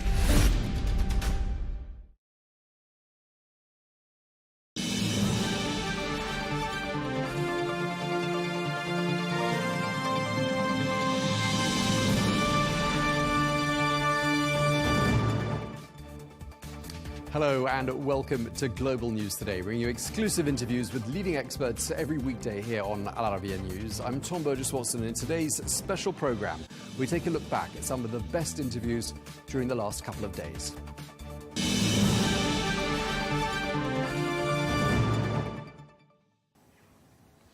Hello and welcome to the programme. The US President Donald Trump has reiterated his commitment to buying and owning the Palestinian territory of Gaza. However, he stated that he would allow sections of the land to be rebuilt by other Middle Eastern states. Well, on Sunday, he told reporters aboard Air Force One that in his opinion, Gaza is a really big real estate site. Well, President Trump also said that he's open to the possibility of allowing some Palestinian refugees into the United States, but that he would consider such requests on a case-by-case basis. I'm committed to buying and owning Gaza. As far as us rebuilding it, we may give it to other states in the Middle East to build sections of it. Other people may do it through our auspices. But we're committed to owning it, taking it, and making sure that Hamas doesn't move back. There's nothing to move back into. The place is a demolition site. It'll be, the remainder will be demolished. Everything's demolished. President Trump speaking there. Well, while he made those remarks, Arab nations have been quick to condemn this and previous statements made by the US president. The Israeli Prime Minister Benjamin Netanyahu, meanwhile, had suggested that a Palestinian state could be established on Saudi territory. Well, Saudi Arabia has responded by affirming its categorical rejection to Netanyahu's proposal to displace Palestinians from their land. Well, Egypt and Jordan have also condemned Prime Minister Netanyahu's remarks, with Cairo deeming the suggestion a direct infringement on Saudi sovereignty. Well, we can speak now to Aaron David Miller, former advisor and peace negotiator, who joins us from DC. Thank you very much indeed for joining us. Just for the benefit of our audience, you were an advisor to both Republican and Democratic secretaries of state, and most recently you were a senior advisor for Arab-Israeli relations. Just picking up on what the US president has been saying the last few days, he's beginning to sound pretty serious about this Gaza deal, isn't he? Well, serious would mean that the Trump administration has a well-thought-out plan to implement what the president wants to do. But what the president wants to do is completely and utterly untethered from reality. In 27 years of advising administrations, Jimmy Carter to George W. Bush, this is clearly one of the probably the strangest and most provocative and counterproductive proposals I think that a U.S. president has ever made. I mean, in one fell swoop, he's tethered the United States to a policy at best of what, voluntary transfer? He's undermined relations with Egypt and Jordan. He's validated the fantasies of the Israeli right wing, and he sent a powerful signal to President Xi and Putin that if you want territory, simply make a declaration without any justification and try to then maneuver and set the terms for how to take it. So, no, I don't think this is a serious proposal. I can't see any way, even the Israelis who may close their eyes and wish there were no Palestinians in Gaza, cannot do what the president wants to do, to use his figures to somehow remove 1.7, 1.8 million people out of a population of 2.3 million. The whole thing is utterly fantastic and, frankly, incredibly destructive. Okay, so owning and buying Gaza, you're saying there isn't a plan, there isn't a strategy. So what is this? Is this just a off-script improvisation? Oh, I think it flowed from a number of threads, let's say. I think Stephen Witkoff is quite able. Special envoy returned from Gaza, briefed the president on the realities there, which is going to take a decade or more, perhaps. Even if you created a situation where there was no military activity and Hamas was a facilitator rather than obstacle. I think Trump listened very carefully to that. It happened to coincide, Witkoff's return happened to coincide with Benjamin Netanyahu's visit to Washington. I think that the administration had something of a stake in bucking up his right wing as he enters the very important and crucial implementation of phase two. And then I think it's just Donald Trump thinking with the mindset of an opportunistic real estate developer who loves to disrupt. He loves, by his own admission, big, bold, quote, beautiful, unquote, ideas. So I think all of these things, plus increasing frustration, I'm sure that the Arab states, for any number of reasons, in his mind, refuse to step up to assume any responsibility for Gaza. So all of these things combined, you put it in the blender, you hit the switch, and this is what comes out. I mean, obviously there have been prompt rebukes from lots of countries, especially countries in the region I'm in right now, the Middle East. Which of the rebukes do you think matters the most? Well, you know, let's assume, just for the sake of argument, that Donald Trump intends to follow through on this. And let's assume that he's going to say to King Abdullah this week and to the Saudi and Egyptian foreign ministers, I'm sure Abdel Fattah al-Sisi will arrive in Washington at some point. Look, he's going to say, you know, I mean, Jordan, $1.6 billion in assistance last year. We're gonna leverage that money. We're going to take it away. And even though he's excluded Egypt and Israel from the suspension of foreign assistance, the FMF, foreign military financing, several billion dollars, let's say he says the same thing to Egypt. I mean, it is extraordinary. Will the Saudis agree to pick up the tab for U.S. assistance should Donald Trump decide to essentially punish Egypt and Jordan, maybe even Saudi Arabia? So again, it's no way to do diplomacy. Shock and awe can work if it's tethered perhaps to shake things up, but if it's tethered to a realistic pathway, and that's hard under any circumstances, given the realities in Gaza. Sure, and I just wanted to pick up on what you're saying about the King of Jordan, King Abdullah, who's going to be at the White House tomorrow. We've had a sneak preview at some of the language he's likely to use when he talks to President Trump. He's expected to tell him that this proposal is a recipe for radicalism that will spread chaos throughout the Middle East. What's he getting at here, do you think? I mean, you know, the king obviously is right for Jordan. This is an existential threat. It's not a real estate deal. And, you know, if the Jordanians and Egyptians are not going to accept that. But if they should, what it would be tantamount to, for them basically broadcasting to the Arab world that, well, we found a way to resolve the Palestinian problem. We're going to empty Palestinians of Gaza. According to the president, it's going to become big and beautiful.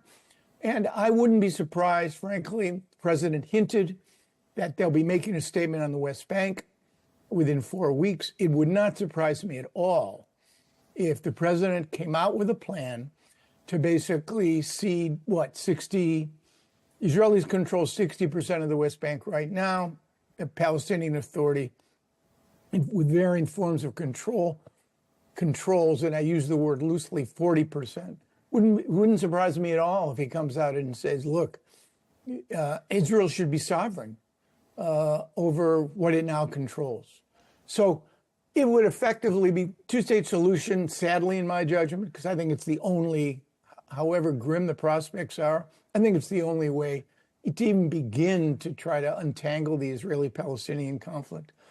But essentially what the president is going to preside over the final burial of this idea.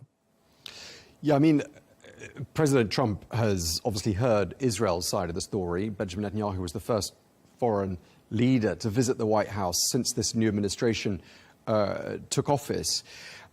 He's going to be hearing quite a lot of messages like the one from King Abdullah. And do you think that when he starts hearing it coming from some of the leaders that you mentioned a little earlier on, he's going to start taking notice?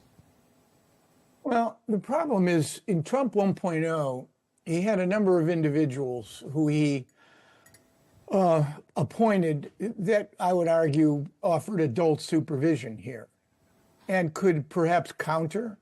This administration's appointees, the currency of the realm here is loyalty. Trump had 6 secretaries of Homeland Security, 4 attorney generals, 2 secretaries of state, 4 directors of national intelligence, and 4 secretaries of defense in 4 years in Trump 1.0. The message to his appointees are very clear. You want to take issue with me? Want to oppose me? You'll be looking for another job. Well, to quote The Apprentice, you're fired. He seemed to be suggesting that some countries could have a role in the reconstruction of Gaza, or the construction of Gaza, in his words. He was talking about Middle Eastern states in particular. I mean, do you think that was part of a plan to try to incentivize countries to buy into this idea? Yeah, I mean, somebody's going to have to pay for the reconstruction of Gaza. And in Donald Trump's mind, it's not going to be the United States. It probably won't be the Europeans. So, obviously, the Gulf states. The question, though, is in a rational world, the administration would propose a plan quite similar to the one Tony Blinken laid out, former Secretary of State Blinken laid out at the Atlantic Council. Effective Palestinian governance over time, some sort of security force, commitments from the Israelis that under certain circumstances, if in fact Hamas was somehow dismantled, that they could end the war. I mean, then you could see a rational pathway, which, and by the way, some vision for a resolution of the Israeli-Palestinian conflict. I'd identify 2 states. I think it holds the most promise, but you need leaders for that. You need leaders in Israel who are masters of their politics, and leaders in Palestine who have the capacity to exert a monopoly over the forces of violence in Palestinian society and unite the Palestinian national movement, which right now looks like Noah's Ark. You've got 2 of everything, 2 constitutions, 2 sets of security services, 2 patrons, 2 visions between Hamas and Fatah of what Palestine should be and where it should be. So I think, again, with a rational plan, a tough-minded businessman like Donald Trump could actually do some good. This, on the other hand, is just full-on crazy. Yeah, I mean, you said earlier, and I think you put the same comment on Twitter earlier on today, that the 2-state solution's been on life support, you said, for the last 20 years. President Trump, you said, might now preside over its burial. I'm just wondering whether you think there's something might come after the 2-state solution, a new kind of a solution. I mean, what happens after the 2-state solution is buried? It's a very good question, and maybe I'm one of the last humans on the planet that still believes that the only way you're going to resolve the Israeli-Palestinian conflict is what I call separation through negotiation. There is no other solution that can even presume to resolve the territorial, the religious, the psychological. I mean, can you imagine in the wake of October 7th, Israelis and Palestinians living happily ever after under the same roof? I can't imagine it. So for all the naysayers, the cynics, the skeptics who say, forget the 2-state solution, let's do something else. What is the something else? Israelis and Palestinians need to separate.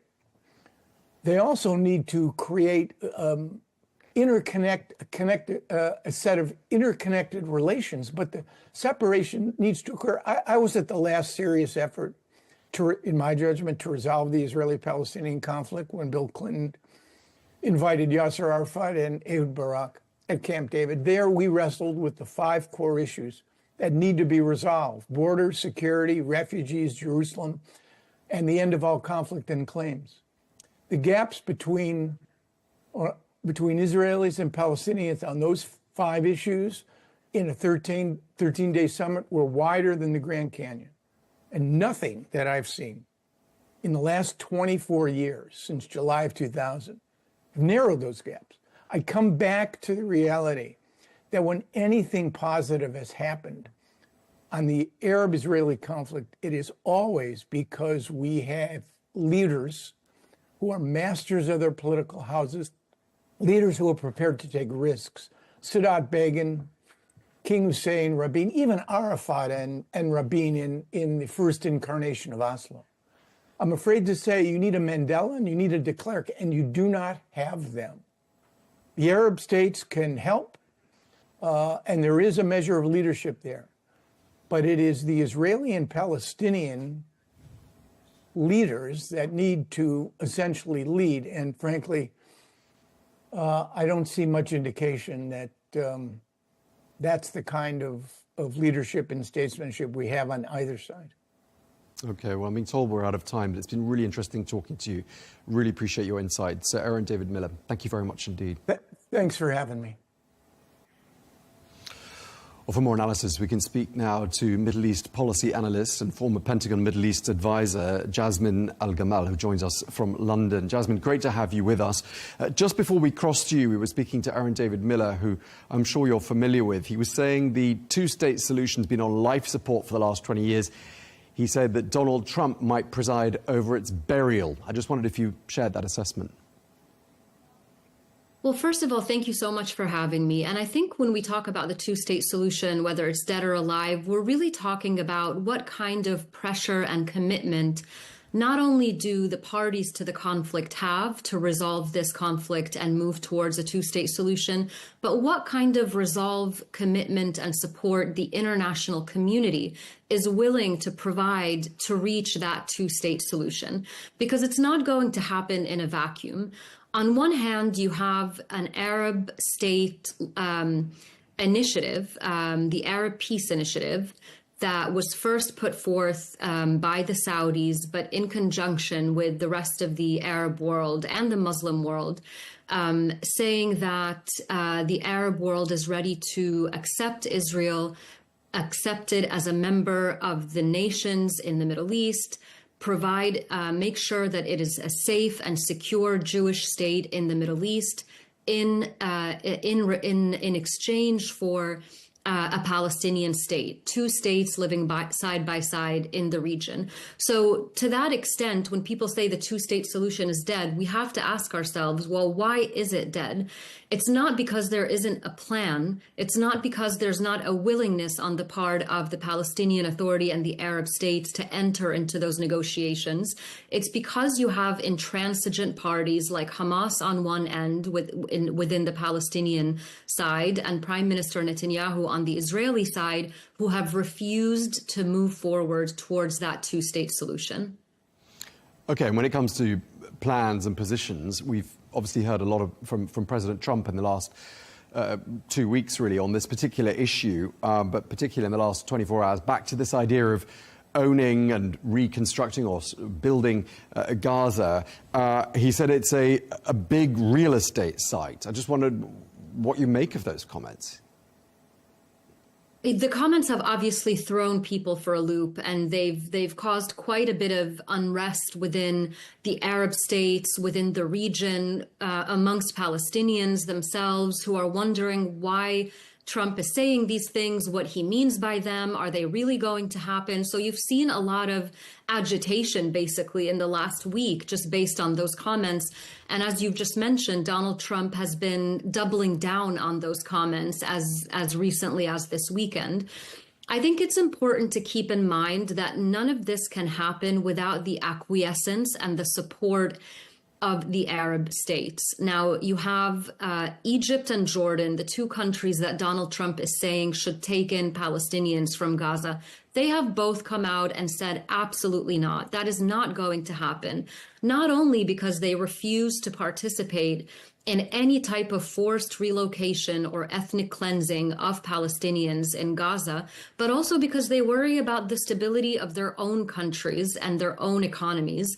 And if you have those two countries Saudi Arabia also came out over the weekend condemning these plans and these types of conversations. So if you have the Arab countries united in basically rejecting Donald Trump's plan, then one has to ask, is this really realistic? Or is he saying this as a way to push other countries to come up with their own solutions and their own plans for how to move forward? Yeah, indeed. I mean, it's very difficult to decode the technique here, or the strategy here, if indeed there is one. But what's interesting about what you're saying, in particular with regard to Jordan, is that King Abdullah is going to be visiting the United States tomorrow, I gather. We'll be holding face-to-face talks with President Trump, and President Trump is going to hear it in first person, that outright flat rejection that probably sounded like an extremely good idea to the last visit to the White House, which was, of course, Prime Minister Netanyahu. How much of a difference do you think that's going to make to how Donald Trump views this idea? Look, I think it's going to be a very significant visit. Jordan's King Abdullah has dealt with numerous administrations, and Jordan has always been a really close ally of the United States. It's a critical part, Jordan is a critical part of the regional security architecture that helps the U.S. achieve its own goals of security and stability in the region, as well as that of Israel.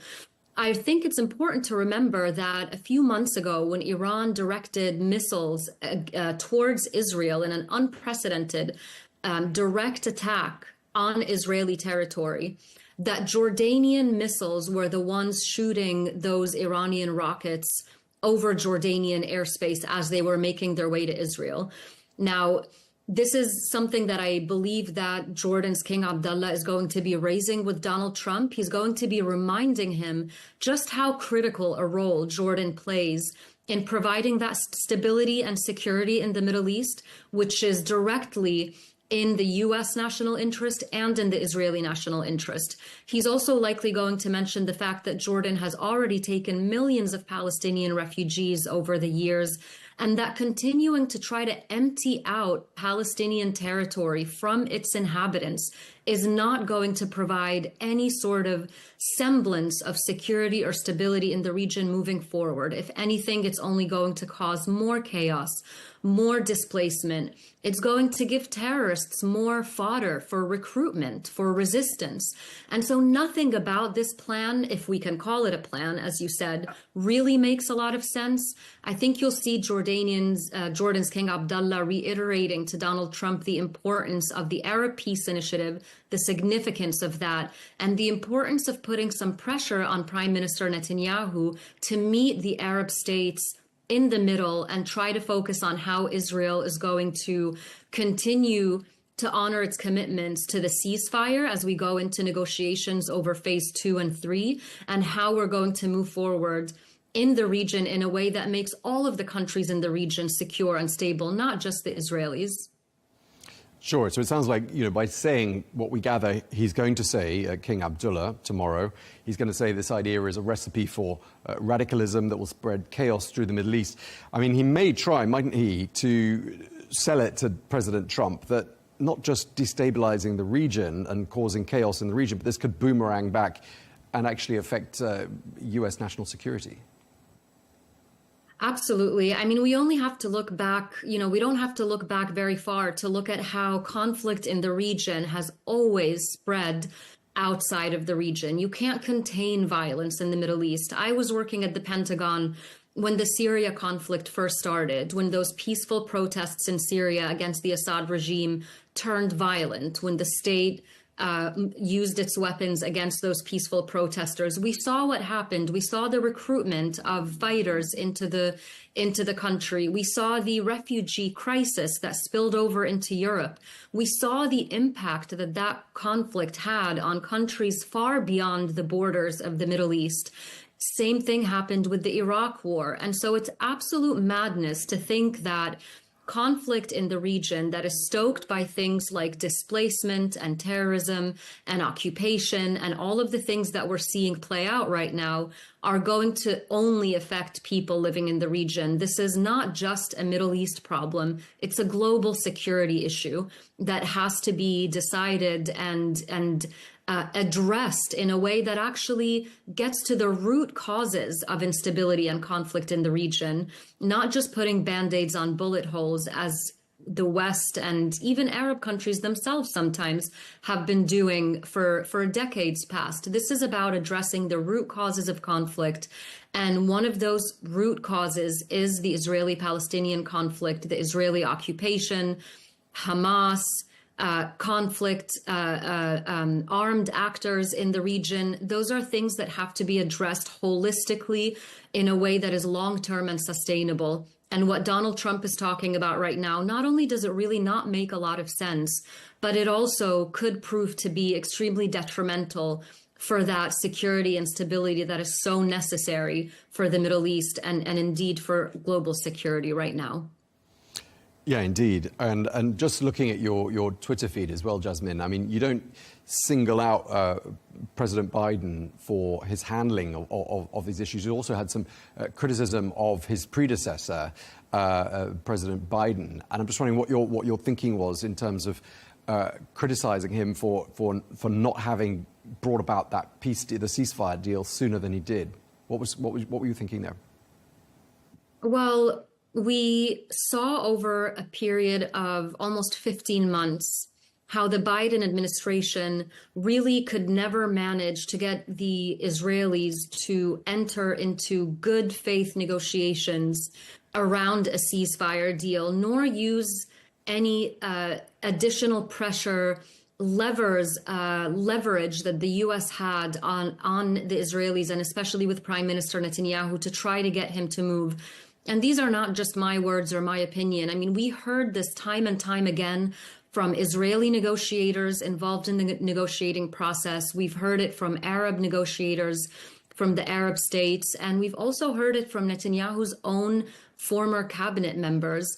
In fact, very high-level Israeli officials time and again over the last 15 months have mentioned how Netanyahu has been a huge obstacle towards moving forward on a ceasefire deal and preventing any progress in talks around a post-war scenario in Gaza. I myself have talked to both Arab and Palestinian officials who have reiterated to me that the Palestinian Authority is ready to go into Gaza in a post-war scenario, that Hamas has an understanding that it will not be involved in post-war governance. And what they're saying to me is that they cannot get Prime Minister Netanyahu to budge on his refusal for the PA, the Palestinian Authority, not just Hamas, for the Palestinian Authority to be involved in post-war governance in Gaza. And this is something that neither President Biden was able to make any headway on. And now it appears that President Trump, now we don't know what's being said behind the scenes, but what he has done publicly so far with his statements around Gaza is give new energy, and he's breathed new life into the right-wing extremist narrative in Israel that has since the beginning of the war called for whether it's forced relocation or voluntary migration of Palestinians from Gaza and settlement of Gaza and increasing settlements in the West Bank as well. We've always known that that's the extremist right-wing vision in Israel. And now that camp has basically perceived that they're getting a green light from Donald Trump to continue talking and thinking and planning for that scenario. So we've seen now 2 consecutive U.S. presidents making moves that are taking us away from conversations about a 2-state solution, a continuation of the ceasefire deal, and all of the things that we're supposed to be talking about, and instead talking about things that probably will never come to fruition, because as I said, and I think it's important to reiterate, none of this can happen without the acquiescence and the support of the Arab states in the region. And they have unequivocally said that they will not allow it. Just lastly, I mean, I put this question to the previous guest, but do you think this idea and the reaction to it could end up damaging or jeopardizing the Abraham Accords? I think in terms of the expansion of the Abraham Accords, Saudi Arabia at the very highest levels of their government have been unequivocal, whether it's the Crown Prince, MBS, or Prince Turki Al Faisal, who recently gave a very clear interview with Christiane Amanpour on CNN, basically reiterating that there will be no movement towards normalization with Saudi Arabia unless there is a Palestinian state and a commitment to a Palestinian state.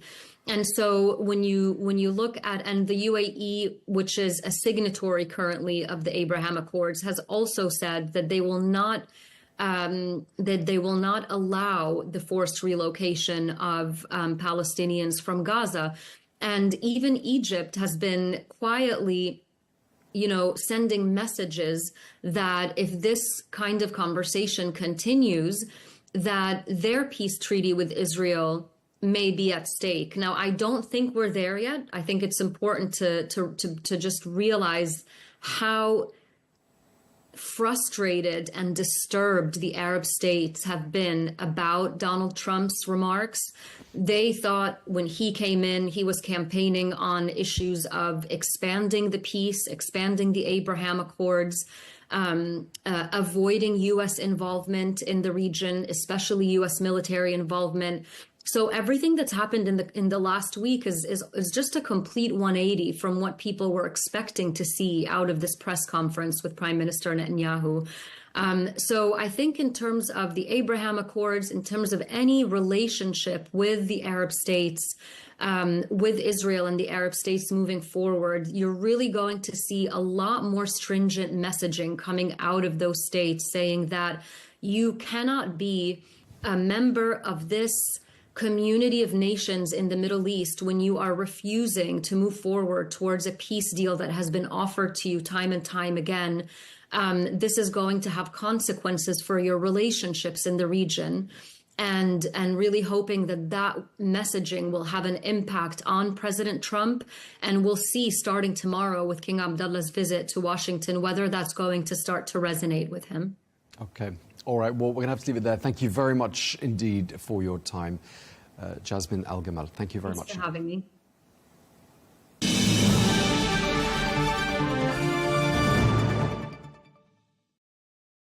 Meanwhile, Jordan's King Abdullah II is today meeting with US President Donald Trump in Washington. Well, their talks follow on from President Trump's suggestion that the Palestinian people be moved from Gaza and resettled in either of Jordan or Egypt. Well, that proposal has been flatly rejected by both countries and by the Palestinians. Well, King Abdullah is the first Arab leader to meet with President Trump since his return to office.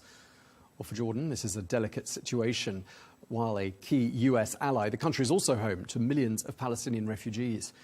Well, President Trump has threatened to leverage the nearly $1.5 billion in annual US aid to Jordan to force Amman into accepting his Gaza plan. Well, for more, we can speak now to Mick Mulroy, former US Deputy Assistant Secretary of Defense for the Middle East. Thank you so much for taking the time to speak to us. The King of Jordan, of course, meeting President Trump today. I mean, would you say these two men, judging based on previous experience, are two men that see eye to eye? Generally speaking, yes. The U.S. has a very close relationship with Jordan, particularly on the counterterrorism challenge that we've had over 20 years. The U.S. has a lot of forces that are stationed in Jordan. It is a very close relationship, but I agree with your introduction that it's pretty tense right now because what President Trump proposed was a forcible relocation of almost 2 million Palestinians from Gaza into two countries, Egypt and Jordan, that have expressed that they will not take them. So this is going to be certainly the most controversial part of this meeting. And if President Trump holds true on his promise to withhold the $1.4 billion that we provide to the kingdom every year, that will put a serious challenge on his hold, quite frankly, and his authority in his country. This could really destabilize Jordan, something that the United States has sought to avoid for many, many years. Yeah, how do you think the leadership in Jordan and the people of Jordan feel about how they've been treated by the Trump administration, which is, let's face it, only 3 weeks old? So as you referenced, it's about 50% of the population in Jordan is of Palestinian descent. So they have a very close tie, obviously, to what's going on in the West Bank and in Gaza. And if this is viewed, and it would be viewed as a forcible relocation of a population from their homeland, which is, by my understanding, unlawful under international law, they're going to have serious protests on their hands in Jordan. And certainly, if he agrees to accept these individuals from Gaza, which would essentially end the chance of Gaza being part of any future Palestinian state, that would be almost catastrophic in the view of the Palestinians that live in Jordan. So this is a very tense situation for King Abdullah, and hopefully there can be some kind of compromise to move forward without really risking the stabilization of Jordan and keeping them as a close ally of the United States, which is mutually beneficial to both countries. Okay, so in terms of his top priorities on this visit, what do you interpret as being the likely key issues that the king has to try and deliver on? So I think the king, of course, was really coming originally to talk about the ceasefire and how we go from phase one, which we're in now, but that's being challenged by Hamas' apparent refusal to release hostages on Saturday. But I believe the king is going to want to talk about, okay, how do we get into the second phase, third phase? How do we have a diplomatic path toward a two-state solution? How do we rebuild and reconstruct Gaza? These are all things that essentially do fit into what President Trump laid out, but it's just in a different manner. It's done in a peaceful way without the relocation of Palestinians. I think the king is going to try to get the conversation more on track of where the negotiations were going, which would allow Palestinians, of course, to stay in their homeland, to get to a peaceful solution, to get a new governing body in Gaza that does not have it on their agenda to attack their neighbor in Israel, that they can actually trust the security that's in Gaza, and that there is a diplomatic path toward an eventual two-state solution, which will also be necessary, of course, if there's any real progress on the Saudi-Israel relationship and how they can get to normalization. All those things have to happen, really, to see that going to a conclusion. Yeah, we were talking about this a little earlier in the program, but I just want to get your perspective. Does it look to you like the ceasefire in Gaza is going to hold, or would you say it's in jeopardy? I do think it's in jeopardy. Hamas clarified their statement that they would not provide the hostages out as required on Saturday, with the idea that Israel could still make up for the deficiencies as seen by Hamas in delivering humanitarian aid and allowing people to return to the north. I don't know if Israel's not doing that. That's what Hamas said.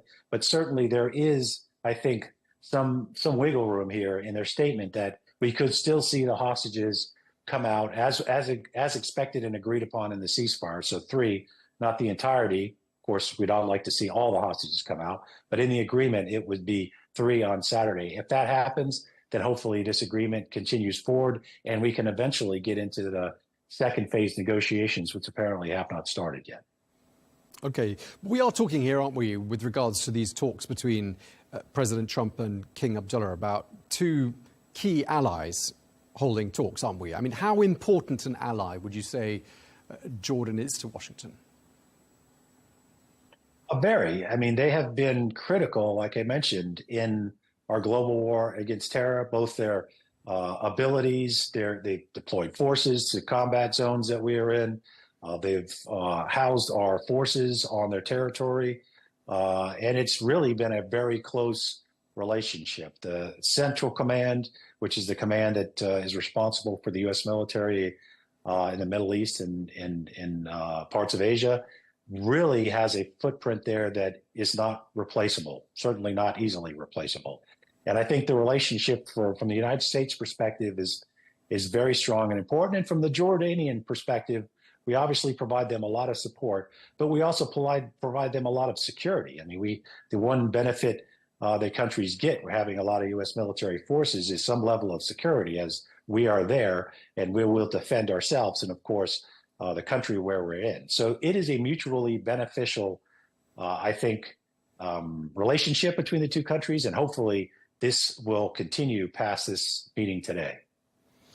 Yeah, and of course, Jordan, which houses these U.S. military bases, is doing an important service for the United States in the region. I mean, how likely is it that Donald Trump would pull the plug on military aid and other kinds of aid in the event he doesn't get his way with this Gaza deal? I mean, it would be extremely grave for the United States as well, wouldn't it?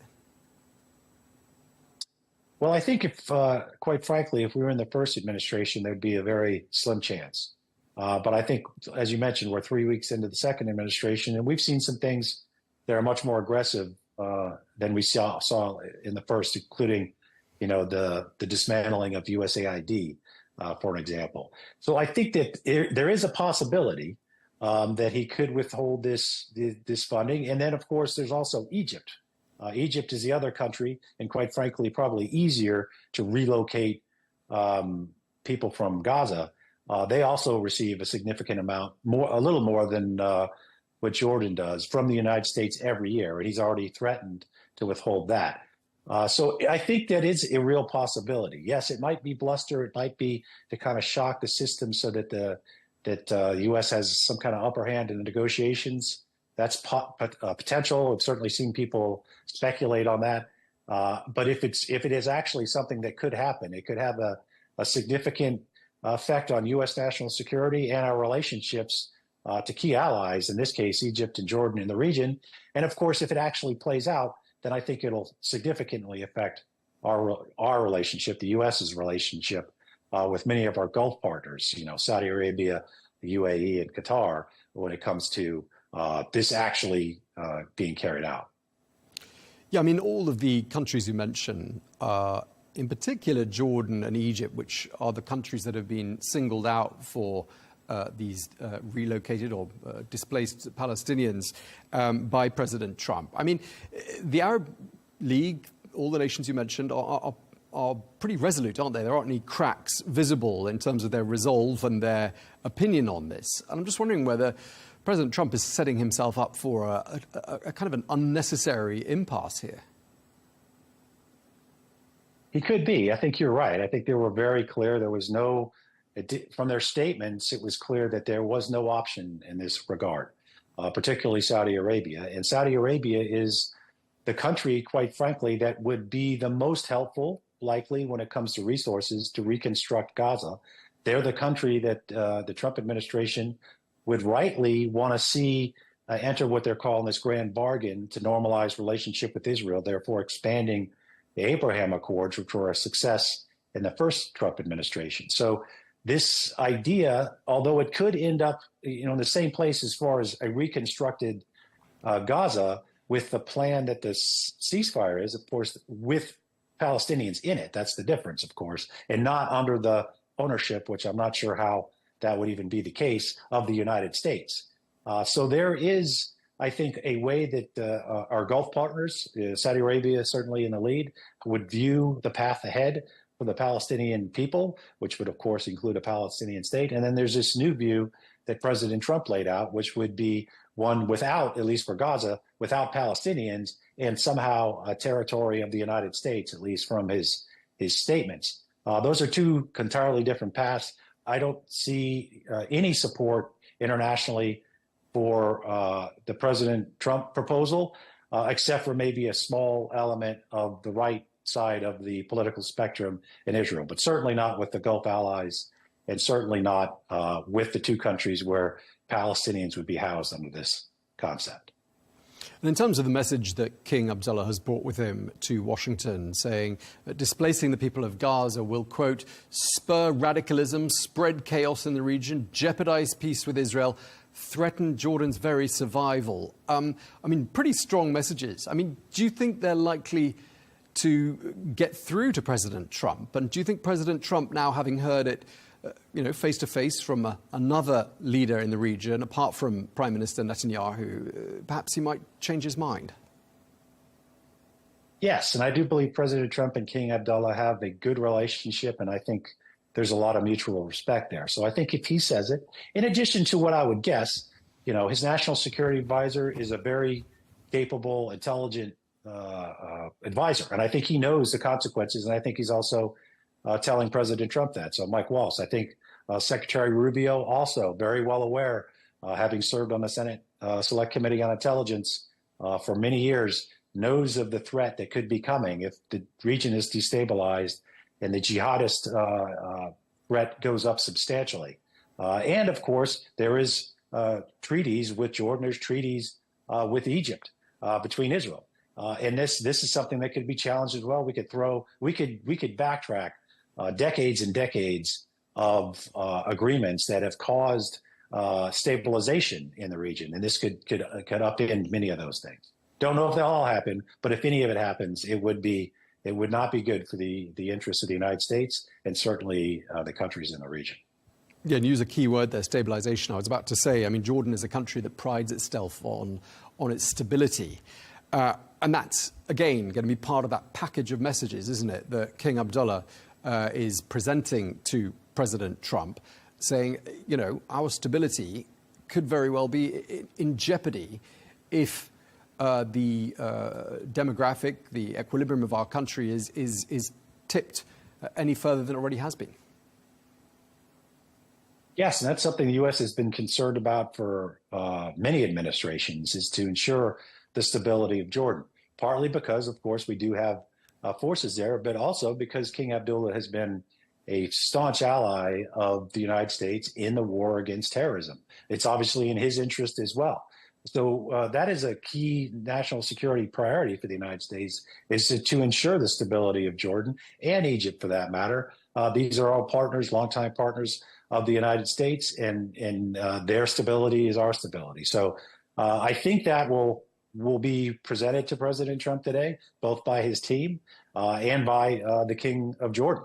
And hopefully we can work a way out of this current loggerhead, if you will, so that there is a path that does right by the Palestinian people, does right by the Israeli people and their security, and starts working toward a path of reconstruction and a future in which Hamas will have no play in the governing of Gaza. Okay, just to wrap up, Mick, fair to say the stakes for King Abdullah are pretty high, aren't they? Yes, this is a very meaningful meeting that we're going to see today. I think all of these meetings have a potential to have significance, but this one is going into it. And today we'll see a meeting that has serious consequences. Okay, well, thank you very much indeed for taking the time to speak to us. Mick Milroy, always a pleasure.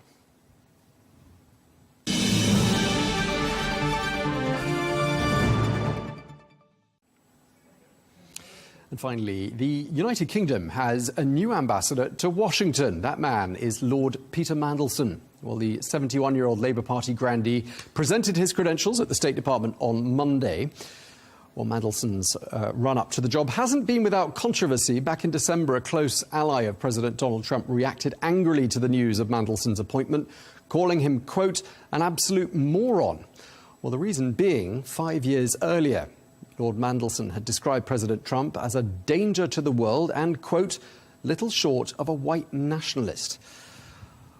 Well, let's find out more now about how the new British ambassador to Washington is walking this diplomatic tightrope. We can speak to Dennis McShane, former Labour MP and Minister of State for Europe, and a friend and former colleague of Lord Mandelson. Thank you very much indeed for joining us.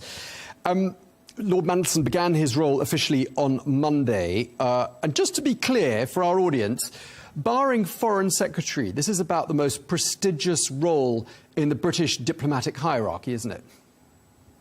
Pretty much so, yep. A very ambassador to the United States. It's always gone to the superstars. I think the last Lord to do it was a man called Lord Halifax, who was served in the cabinet during the before the Second World War, and then went to be ambassador in the United States. Churchill didn't like him, so got rid of him to America. Everybody, well, I'm sure Sir Keir Starmer likes Peter. I do. Many people do. Some don't. but it's a role for a very big heavyweight politician. And on any weighing scale, Peter Mandelson has been one of our heaviest of heavyweight politicians on the Labour side here for the last 30 years. Yeah, I was going to say, just tell us a little bit more about him and who he is, because for an international audience, perhaps people won't all remember back to the days of the Blair government. Just tell us who he is and also how significant he was in that Blair government. It's pretty simple. Peter, like most big politicians, starts doing politics pretty fast after Oxford. He's a natural leader. He was chairman of the British Youth Organisation, which was a big movement then, in his 20s. He becomes director of communications for the Labour Party, aged 35, an MP a few years later. And then he's into the Blair government when it comes in 1997. And in that period, 1980s, 1990s, he's giving first-rate strategic advice to Labour leaders, Neil Kinnock, John Smith and Tony Blair, and also very cute, smart, tactical advice. Tony Blair said that if nuclear war was declared on Britain, Peter would send me a one-page memo and it would sum it all up and what we should do. And I said, OK, that's a joke, but nonetheless, he is very, very shrewd. Perhaps at times he needs someone to give himself advice. But the other big advantage in Washington right now is he's the first ambassador of that rank with real trade negotiating experience, because he was a European Commissioner for Trade. So believe me, there'll be nobody in Washington who's got quite that level of professional trade negotiation experience as Peter Mandelson. Right, so you're beginning to give me some clues as to why this job, British ambassador to Washington, has gone to a political appointee and not a career diplomat, in particular to Lord Mandelson. Sounds like he brings plenty to the table and at quite a delicate moment, I think it's fair to say. Yes, indeed. But I think he'll fit in well with the Trump-Musk scene in the sense that he is larger than life. He's very theatrical. He's an immense charmer. He'll size up Donald Trump very fast and align himself, at least in conversation. He has to represent British government policy, of course. And I'm sure make the president, if he sees him, ambassadors don't really regularly see the president of the United States unless the king arrives or the prime minister, and the same for all countries. But if he's in contact with Donald Trump, he'll say something that's sort of quite witty, a little bit sort of sly, quite cool, that I expect Mr. Trump will remember. And, I don't think Trump really knows much who he was. And if Donald Trump worried about everybody who'd said something nasty about him in the last 20 years, he'd be a shaking wreck. And that's one thing he isn't at the moment, is he?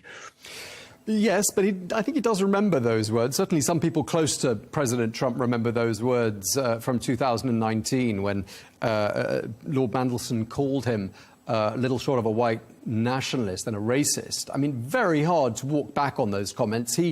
I heard him having a go at it. How do you rate his success in walking that back?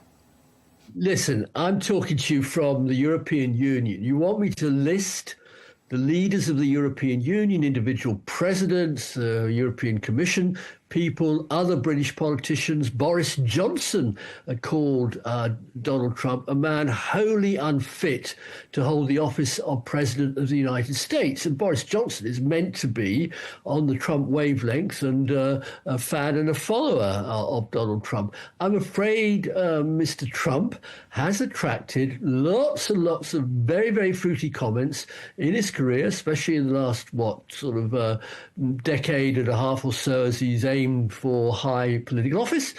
And if he really spends 1 nanosecond worrying about them, he'll never be able to do his job. So I wouldn't worry about that. The real question will be British tariffs on Great Britain, other questions about Ukraine, where Britain really wants and is one of the leading countries in Europe in saying to Mr. Putin, back off, withdraw, give up, stop this insane criminal war on the European continent. And I think Britain will stick strongly to that position and is one of the leaders in Europe, whereas there's some indication that some people in Mr. Trump's circles want to appease Mr. Putin and draw stumps on Ukraine. I'm not sure that metaphor will be understood in the White House, but in other words, leave Mr. Putin as the winner. So that will be a very tricky thing for Peter Mandelson as well. Yeah, I mean, he's going to need thick skin, isn't he? Because before he arrived, he was being called, quote, an absolute moron by a Trump aide. I mean, that's not an easy thing to hear, not a very welcoming pair of words there. I mean, does he have the thick skin he's going to need to brush off comments like that? I heard at a meeting of all the Labour MPs early on in the Blair government, a left-wing guy, a nice guy, intelligent guy, stand up and say to Tony Blair and Peter Mandelson and all the other MPs, well, we've all been reading the book just written by Peter Mandelson about what Labour should do. It's like taking the railroad across Canada, miles and miles of nothing. Now, if Peter could laugh that off face-to-face in front of Tony Blair from someone, I rather expect that some unknown minor functionary, because trouble with journalists, they can always find somebody to say something nasty about a top-flight politician. It's part of the trade, and Peter, believe me, is not thin-skinned. Well, it wasn't hard to find. The comment was on Twitter and put out there, and it did attract a certain amount of attention. But there is another shadow lingering over this appointment, and I'm wondering whether you think Lord Mandelson is going to be feeling it. And I'm talking about Nigel Farage, who, again, for the benefit of our audience, who might not all know, he is the leader of the UK Reform Party. And Donald Trump made it known in the past that he was, you know, his kind of guy and the sort of person he would like to see as British ambassador to Washington. I mean, difficult, do you think, for Lord Mandelson to know he wasn't perhaps the first choice of ambassador for the host country? It's not up to a host country to decide who is sent to them as an ambassador. That's the choice, if you want to be very pompous about it, of the king or the queen in Britain, the president of France. It's not the host country who selects the ambassador.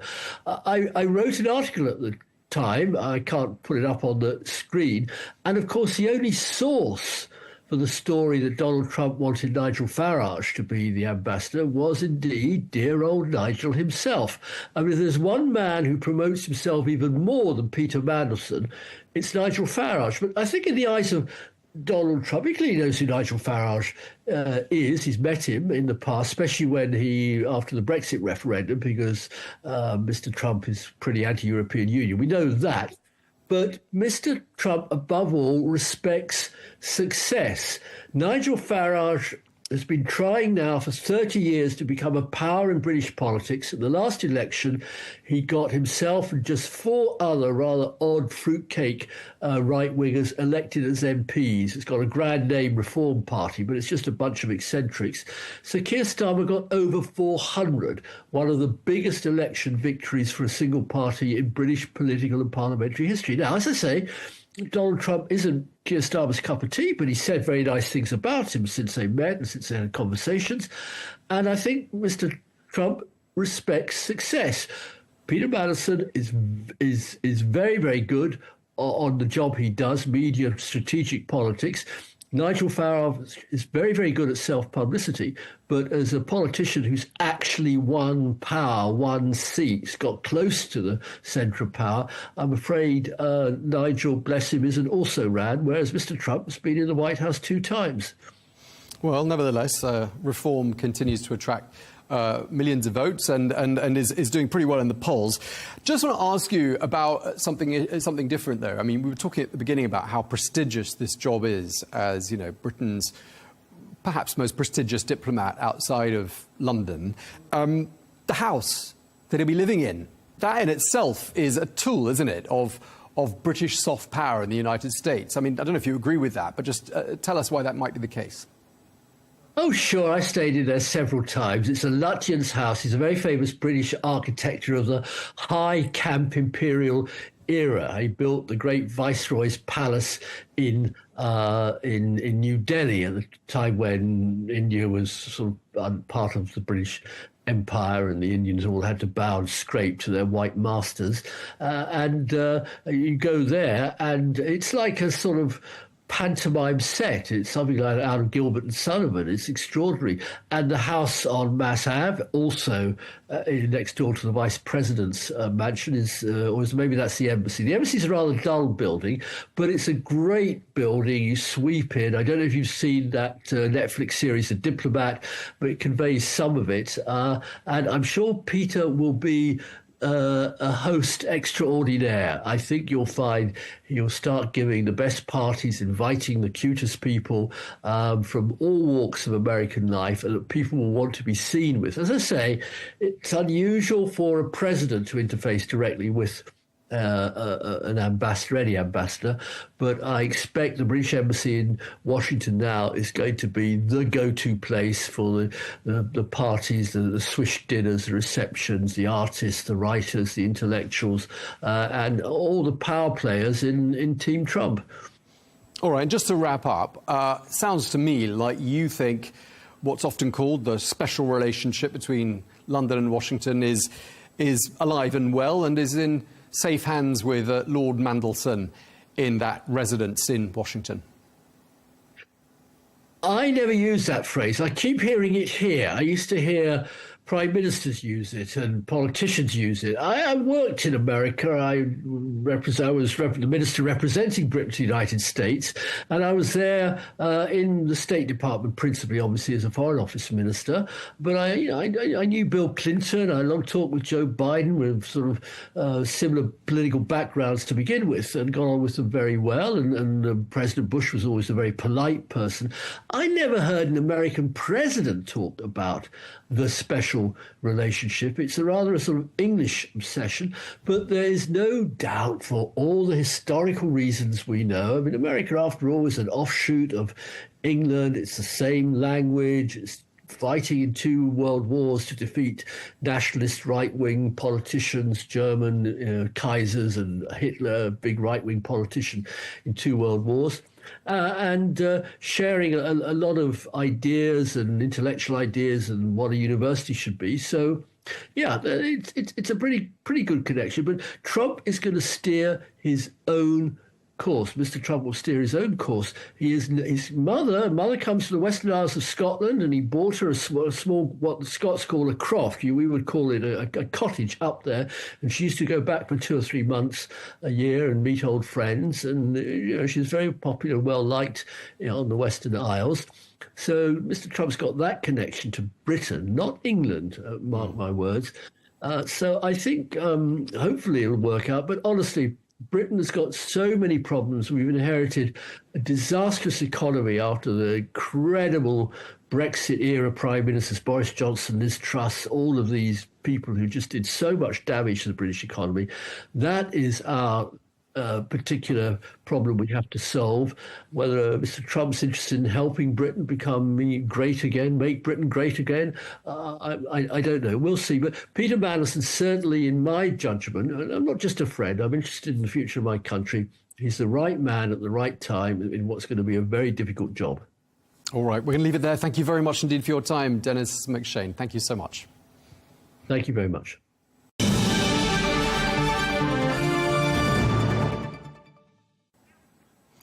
Well, following on from that meeting at the White House between the US President Donald Trump and Jordan's King Abdullah, there was an exchange with reporters during which Al Arabiya's Washington correspondent, Nadia Bilbassi, asked him whether his plans for relocating Palestinians from Gaza to other countries would constitute ethnic cleansing. Here's a clip of their exchange. Mr. President, how do you know that the Palestinians don't want to leave their land? Some people say this is ethnic cleansing. You won't be able to force them to leave their land. We're moving them to a beautiful location where they have new homes, where they can live safely, where they'll have doctors and medical and all of those things. And I think it's going to be great.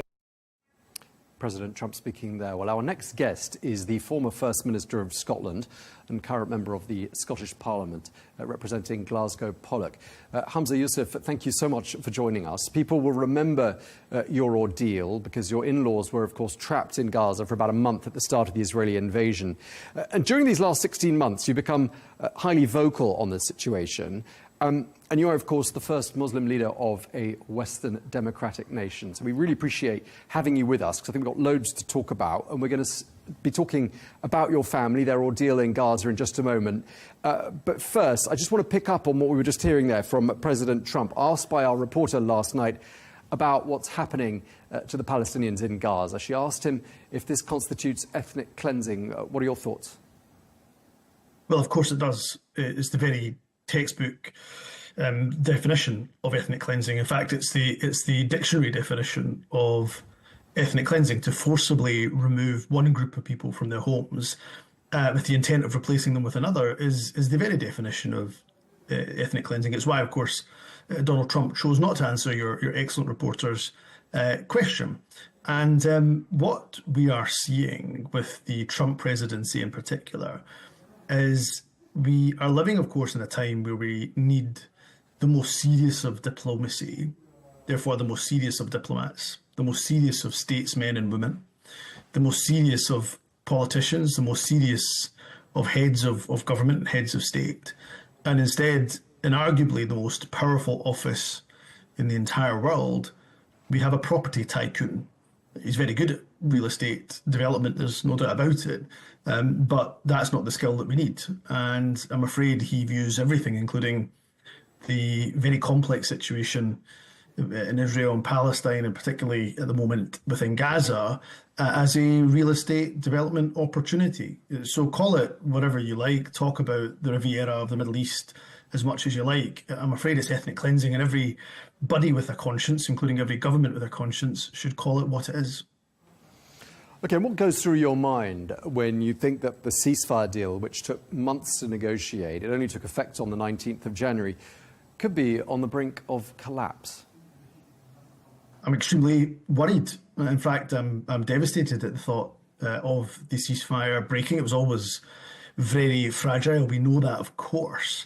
But why I'm so devastated and heartbroken at the thought of it is because it's not going to be militants, it's not going to be extremists, it's not going to be terrorists who suffer the consequences of, as Donald Trump put it, all hell breaking loose.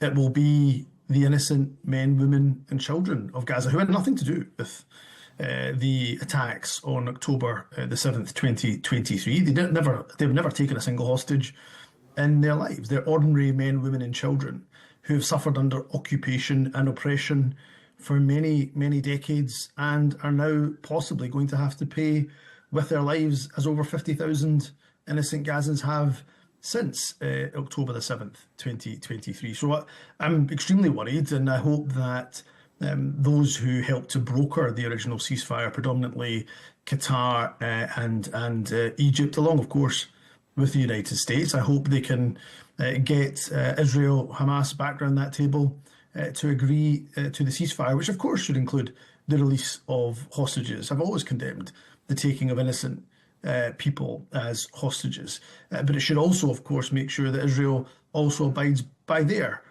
part of the deal, including letting aid pour into Gaza, flood into Gaza, given the devastation that we're witnessing there. And just turning now to some international reaction to all of these developments. The Scottish First Minister, John Swinney, who's a member of your party, has condemned President Trump's Gaza suggestions as, quote, completely unacceptable. Would you like to see him take that a little bit further, that condemnation? He did. I mean, you've not read out the full quote. He called it ethnic cleansing, and I'm pleased he did, because there's so many leaders who refuse to call it what it is. They dance around the issue, they tiptoe around it, they beat around the bush, and they're too afraid to stand up and say what it is. And that wouldn't be the case, by the way, if it was Vladimir Putin who was saying that he expects to remove Ukrainians from Kiev, and he'll take them somewhere else, don't worry. Other Europeans can take them, maybe in Warsaw, maybe even in London, in Paris, and the capitals across Europe. But don't worry, I'll turn Kiev into a beautiful piece of real estate for people to enjoy. We would all quite rightly be not just condemning it, but calling it ethnic cleansing and demanding he get, if he carries out such a plan, gets held accountable for it. Why the difference, of course, when it is Gazans, Well, if the last 16 months have taught us anything, I'm afraid the stark reality is that Palestinian lives, Arab lives, I'm afraid are not equal to the lives of Europeans and those in the West. And that is entrenched, I'm afraid, in deep racism, systemic, institutionalized racism. And we should be standing up and calling it what it is. And in terms of what the government down in London has been saying, the British Prime Minister, Sir Keir Starmer in particular, I mean, what do you think of the kind of language that they've been using to describe the situation? And really, as a follow-up to that question, do you get the impression perhaps they're a little bit scared of the Trump administration? Well, it's complete cowardice, really. But it's worse than that from the United Kingdom government. Cowardice, is one thing. Complicity is a whole other. So we have a level of cowardice where Keir Starmer, the Foreign Secretary, David Lammy, they're unable and unwilling to call it what it is, i.e. ethnic cleansing. They're unwilling to take a robust and strong line because they're worried about what that would mean in terms of implication for the relationship, or the so-called special relationship, which only seems to be one way from where most of us observe. But the second thing is they are complicit. The United Kingdom government continues to supply arms to Israel, despite the fact, of course, the head of the Israeli government, Benjamin Netanyahu, is wanted by the International Criminal Court for war crimes and has an arrest warrant out for him. So we don't just have cowardice, I'm afraid, from the United Kingdom government and many other governments, but focusing on the UK government, we have complicity. Would you like to see the British government and Scottish senior figures following the example of, for example, Ireland, Norway and Spain, and officially recognising a Palestinian state? I mean, do you think that will ever happen? The international recognition of the Palestinian state has to happen. And those countries that haven't done so, including, for example, the United Kingdom government, they are completely abdicating their responsibility to help with a meaningful peace process. So they're paying merely lip service to a two-state solution. You can't say that you agree with a two-state solution, but you only choose to recognise one state. You choose to recognise one side of the equation and leave blank the other side of the equation and wonder why you can't get a solution. And yes, the United Kingdom government should follow Ireland, Norway, Spain. The Scottish government doesn't have the powers to legally recognise a state. We've made it clear, of course, if we did have those powers, if we were an independent nation, or we were granted those powers through the current constitutional setup, then we would recognise a Palestinian state immediately, because it's the correct, the right and the moral thing to do. You accused the British Foreign Secretary David Lammy of racism for meeting with an Israeli minister during the Gaza ceasefire negotiations. I just want to pick up on the word racist. Why that choice of word? Well, I didn't specifically accuse David Lammy of that. What I said was the foreign policy, which says that we will treat white Europeans, blonde-haired, blue-eyed Europeans in one way when it comes to foreign policy, but treat Arabs, Palestinians, whether they're Christian or Muslim, in another way, is got to be rooted in racism. Let's just be honest with each other here. If almost 50,000 innocent Ukrainians, including 70% of those being women and children, had been killed, then there would have been a ceasefire a long time ago, and we certainly wouldn't be supplying arms to the opposing side. But, of course, with Gazans, with Palestinians, with Arabs, the situation is very different. Different rules apply. And that can only be rooted, I'm afraid, in racism. That's what it is. So, look, I'm never afraid to call these things out for what they are. And the sooner we do that, perhaps we can have a more honest conversation. David Lammy is somebody who's fought against racism, I know, his entire life, and very passionate about it, has been a subject of racism his entire life. This is not about the individual. This is about the institutions. And until we confront institutional racism within our governments, including the Scottish government, the United Kingdom government, governments across the world, then I'm afraid it's going to continue to happen. Let's turn our attention across the Atlantic, because you've had this public feud with Elon Musk. And by the way, he's called you a, quote, super racist. I don't know what you think of that, but you've called him one of the most dangerous men on the planet. And now that we've had about 3 weeks to see him in action within the second Trump administration, I'm wondering if you stand by that assessment. Well, everything I said about Elon Musk in summer last year has been proven to be true. I called him the most dangerous man on the planet, given he was using his billions to buy unfettered access to arguably the most powerful man in the world, the President of the United States. He has now done that. And he's not done it for good purposes, but nefarious purposes. And not only that, of course, in the intervening period, we've had Elon Musk align himself with far-right white supremacists, like Tommy Robinson, who calls Islam a violent and fascist ideology.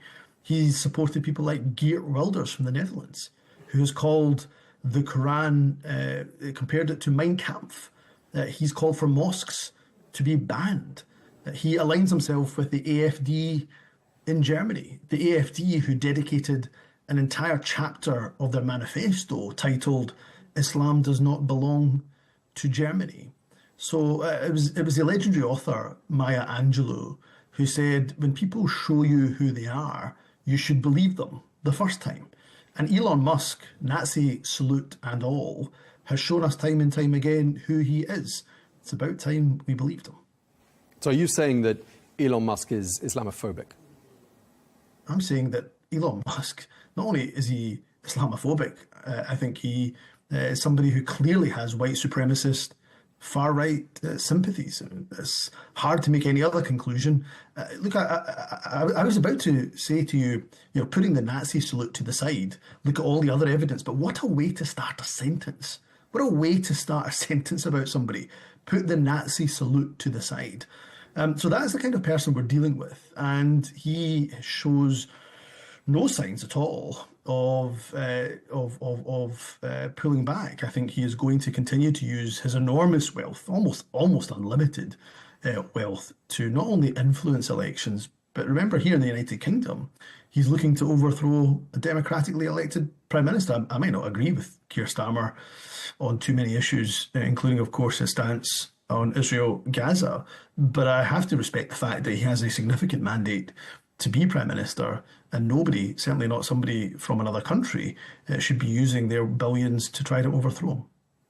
Yeah, and just picking up on that influence that he's got on the United Kingdom, I mean, do you see him succeeding in his goal? I mean, is he making traction, would you say, in terms of achieving that objective? Of course he's making traction because he's extremely powerful and, of course, completely unaccountable. So he owns a platform, X, of course, which has, 650 million users, double the size of the United States population. So he has a huge platform which he owns, and he spreads disinformation. And, of course, admitted to that. He was in the Oval Office just yesterday. His office, really, as opposed to Donald Trump's. Donald Trump was sitting there quietly like a good boy listening to the puppet master. And there was Elon Musk saying, he was questioned about his incorrect and inaccurate statement around $50 million going to Gaza in the Middle East. And of course, it turned out $50 million was not going to Gaza in the Middle East. It was going to a place called Gaza in, I think, Mozambique. And he said, look, at times I do make inaccurate and incorrect statements, and then I go to correct them. Well, you didn't correct that statement is the entire point. What Elon Musk does is he is the cheerleader in chief when it comes to spreading disinformation. And by the time, if he corrects that information, which he really does, but if he does, then I'm afraid the consequences have already been felt, usually by minority communities. And that was the same here in Southport in the United Kingdom, where he amplified and spread disinformation. And we ended up in the summer seeing mosques having bricks thrown through the windows, people of colour and Muslims targeted in the street, and a hotel full of vulnerable asylum seekers almost set on fire. So just before we move on from talking about the world's richest man, I mean, what are your sort of thoughts to sort of summarise this chapter of our discussion? Do you have a warning? Could you explain to us the degree to which you're concerned about where things might head to from here? In my view, the rise of the far right, which is driven by predominantly anti-Muslim hatred, whether it's the National Front in France, the Freedom Party in the Netherlands, AfD in Germany, whether it's parties like Reform here in the United Kingdom, driven by anti-Muslim hatred, anti-migrant hatred. If we continue to allow this rising tide of the far right to continue, if we don't challenge it and don't confront it, if we don't confront those who support it, influence it, amplify it, like Elon Musk, then I think Western democracy is under threat of complete collapse. Because how on earth can we have true democracy when oligarchs like Elon Musk can buy elections? How can we have a democracy when the world's richest man, through his money, wealth, platforms, influence, can overthrow or attempt to overthrow democratically elected heads of government? So I think the rise of the far right, amplified by Elon Musk, is, if not the biggest threat, one of the biggest threats to Western democracy.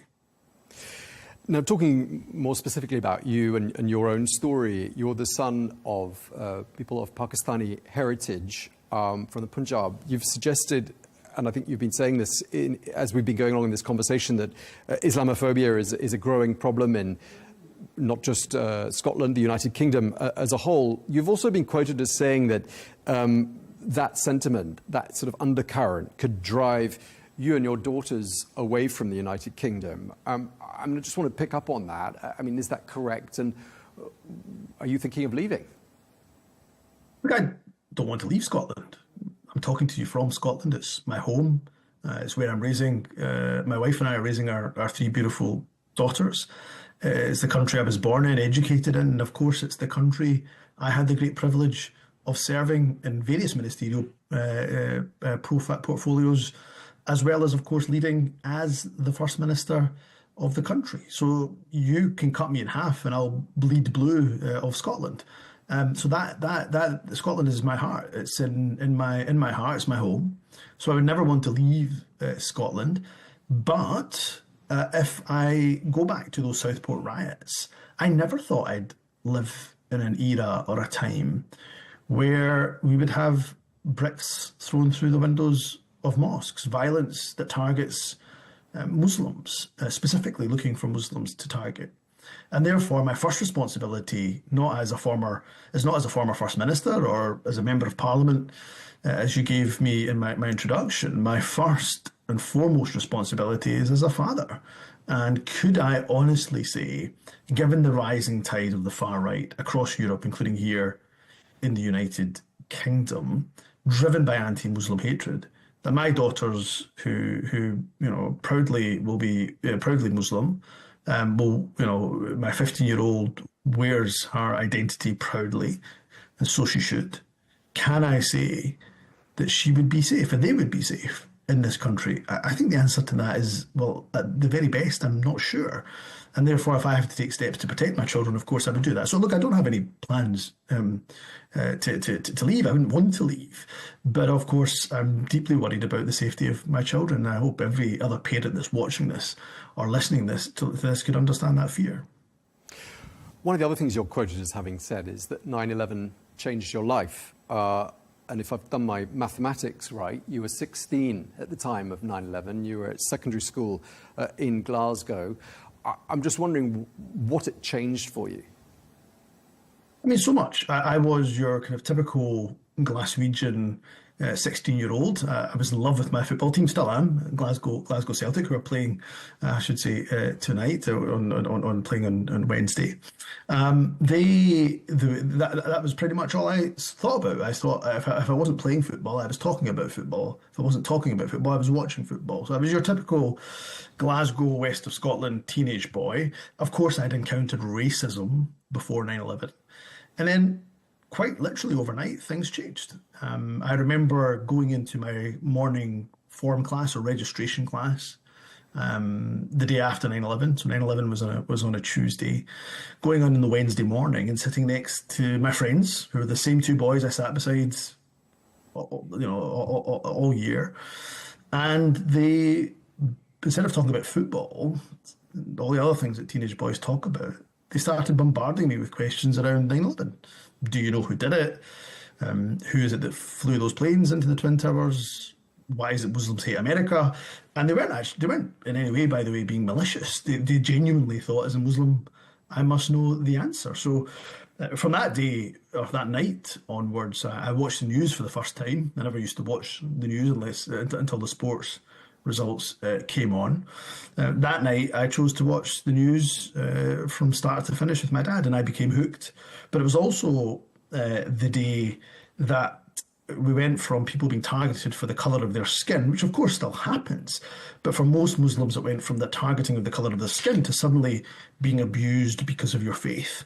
And I'd never been called a terrorist or a jihadist or an extremist or a fundamentalist or had my loyalty questioned until 9/11 happened. And, since then, of course, many other things, geopolitical events have taken place, and all of them, of course, many of them, I should say, have been exploited in order to further anti-Muslim hatred by generalising that Muslims must sympathise or in some way even be involved in such atrocities when, of course, the vast overwhelming majority of Muslims, the 2 billion or so that are across the world, live peaceful lives and want peace for themselves and the communities that they live in.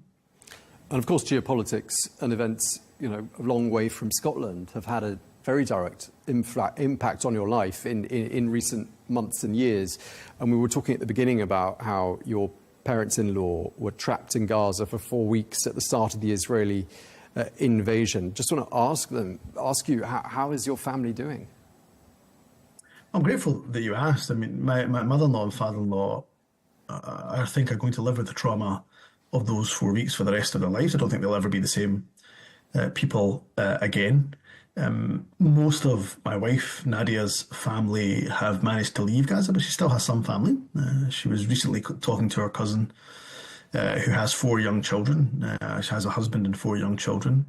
She's originally from the north of Gaza, Nadia's cousin, but has not returned to the north because she's been told there's no point in making the long, arduous journey because the house she had has been completely decimated and turned into rubble. The condition of the children and of Nadia's cousin, I mean, they are emaciated, they are malnourished, they're desperate for food, desperate for water, medicine. It's just the basics, not anything extravagant, just the basics. And it's a miserable situation. I mean, we've run out of words. I mean, your news channel will be running the scenes for the last 16 months. It is, as Donald Trump called it himself, it's hell on earth.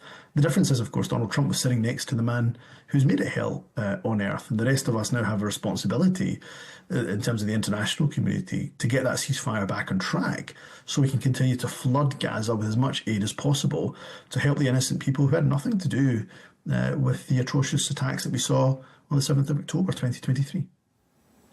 Yeah, and of course, what do you think your relatives, the ones who have been so directly impacted by what's happened in Gaza, make of these plans for a so-called Riviera or whatever President Trump said it was going to be? How do they digest comments like that? Well, I think we can almost universally agree that the people of Gaza are the most resilient and strongest that I've ever witnessed in my whole life. They have gone through the most horrendous atrocities, losing their children, entire families being wiped out, all of their infrastructure damaged or destroyed, schools, hospitals, water infrastructure. Yet you saw them in there, if not hundreds of thousands, if not tens of thousands, hundreds of thousands, making their way back up to not even their homes, sometimes the rubble that's left of their homes in North Gaza. They're incredibly resilient people, but they are, for all the travesty that they've been through, the atrocities that they've been through, every Gazan to a man and woman will say, we don't want to leave our land. My Nadia's family were the same. They simply didn't want to leave. Some of them, of course, have left, and who could begrudge them the opportunity to do so, particularly those with young children. But many of them are saying, we simply just will not leave. And, I think about it, I try to put myself in their shoes. If somebody came to me and said, we're going to take your land off you, your home. As I said, I'm as Scottish as they can be. We're going to take your home in Scotland. And don't worry, you'll get a beautiful piece of land in Mauritius, those wonderful white sandy beaches. But look, you're not really got a choice. We're just going to take your land and we're going to give it to somebody else. Or we're just going to take it I would tell them where to go. And, it is absolutely right that Gaza continues to belong to the people of Gaza. And I think the Arab nations have a big responsibility to make it abundantly clear, loud and clear, that they simply will not stand for the ethnic cleansing of the people of Palestine. Okay, just lastly, I mean, you were the first minister of colour, the first Muslim leader of a Western democratic nation.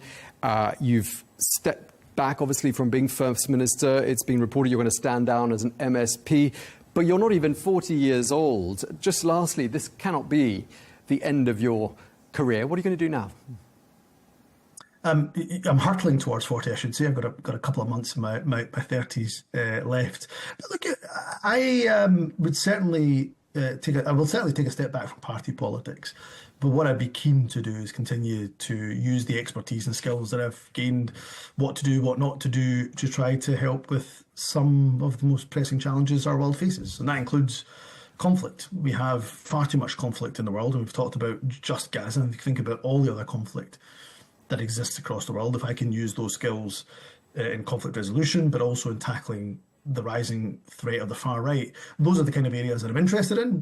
But look, I've still got over a year to make sure I continue to represent the wonderful constituents in Glasgow Pollock who deserve my attention and certainly have my attention, and I take their trust as a very serious one. So look, nothing lined up as of yet, and I'm sure those conversations will take place over the course of the next year and a bit. All right. Thank you very much indeed for your time. We really appreciate it. Former First Minister of Scotland, Hamza Yousaf. Thank you very much indeed. Pleasure talking to you.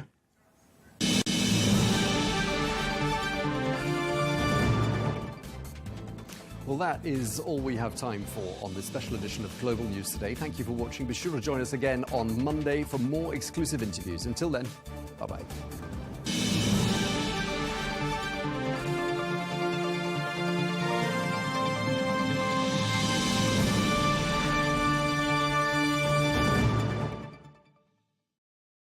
At Arabiya News, we go beyond the headlines. From the latest breaking news to in-depth coverage of global events.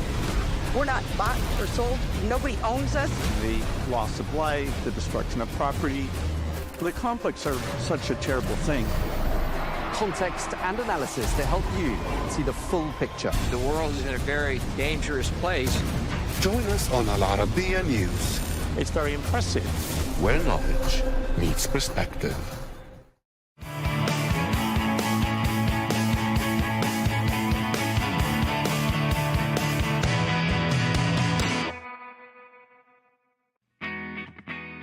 Hong Kong. Situated in the eastern region of China's Pearl River is Hong Kong. Its name roughly translates to fragrant harbor, as the city's natural geographic features make it an ideal water port. Hong Kong greatly embodies the Chinese concept of yin and yang, a balance of contrasting features. It's a modern city with a beautiful skyline, but at the same time, Hong Kong's roots are deeply rooted in rich Chinese and Buddhist cultures. Go urban and visit the cityscape for the biggest shopping malls and the best in modern architecture that the city has to offer, or take it slow by visiting the many age-old Buddhist and Confucian temples around Hong Kong. Because of its British colonial history, Hong Kong is also a veritable melting pot of East meets West cultures in Asia. You'll see that this is especially evident in the contrasting architectural marvels around the city. Hong Kong is considered as one of the international hubs in the region and is home to the biggest international companies operating in Asia. Hong Kong is also a food lover's paradise.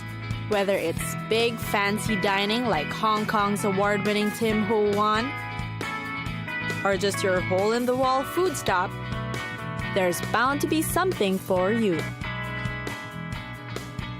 Of course, no visit is ever complete without some must-see destinations. If you're going to Hong Kong, don't forget to check out the Tan Tian Buddha, a giant 112-foot bronze statue depicting Buddha, which is located in Hong Kong's Lantau Island. The Star Ferry Harbor Tour, a short 11-minute ferry across the Hong Kong harbor. Tickets are cheap and the ferry schedule is set throughout the day. It's a great way to catch a glimpse of the Hong Kong skyline. For those eager for the Hong Kong nightlife scene, Lan Kwai Fong is a place to be. Boasting of over 90 establishments catering to food and entertainment, Lan Kwai Fong is also known to attract local and foreign celebrities. And of course, let's not forget shopping. Hong Kong's famous Temple Street Night Market is a bargain hunter's dream. Everything from fashion, electronics, toys, and souvenirs are here.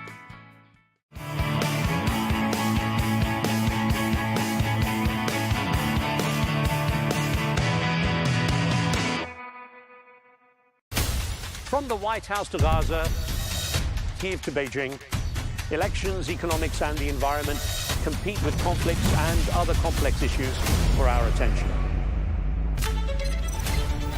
In an age of fake news, deepfake, and artificial intelligence, they've got to have a vote and a say. It's important to look beyond the loudest voice to understand the truth. From newsmakers to groundbreakers, my campaign is going very well. Presidents, prime ministers, princes and peacemakers, and cultural tastemakers. As Arabs, as Middle East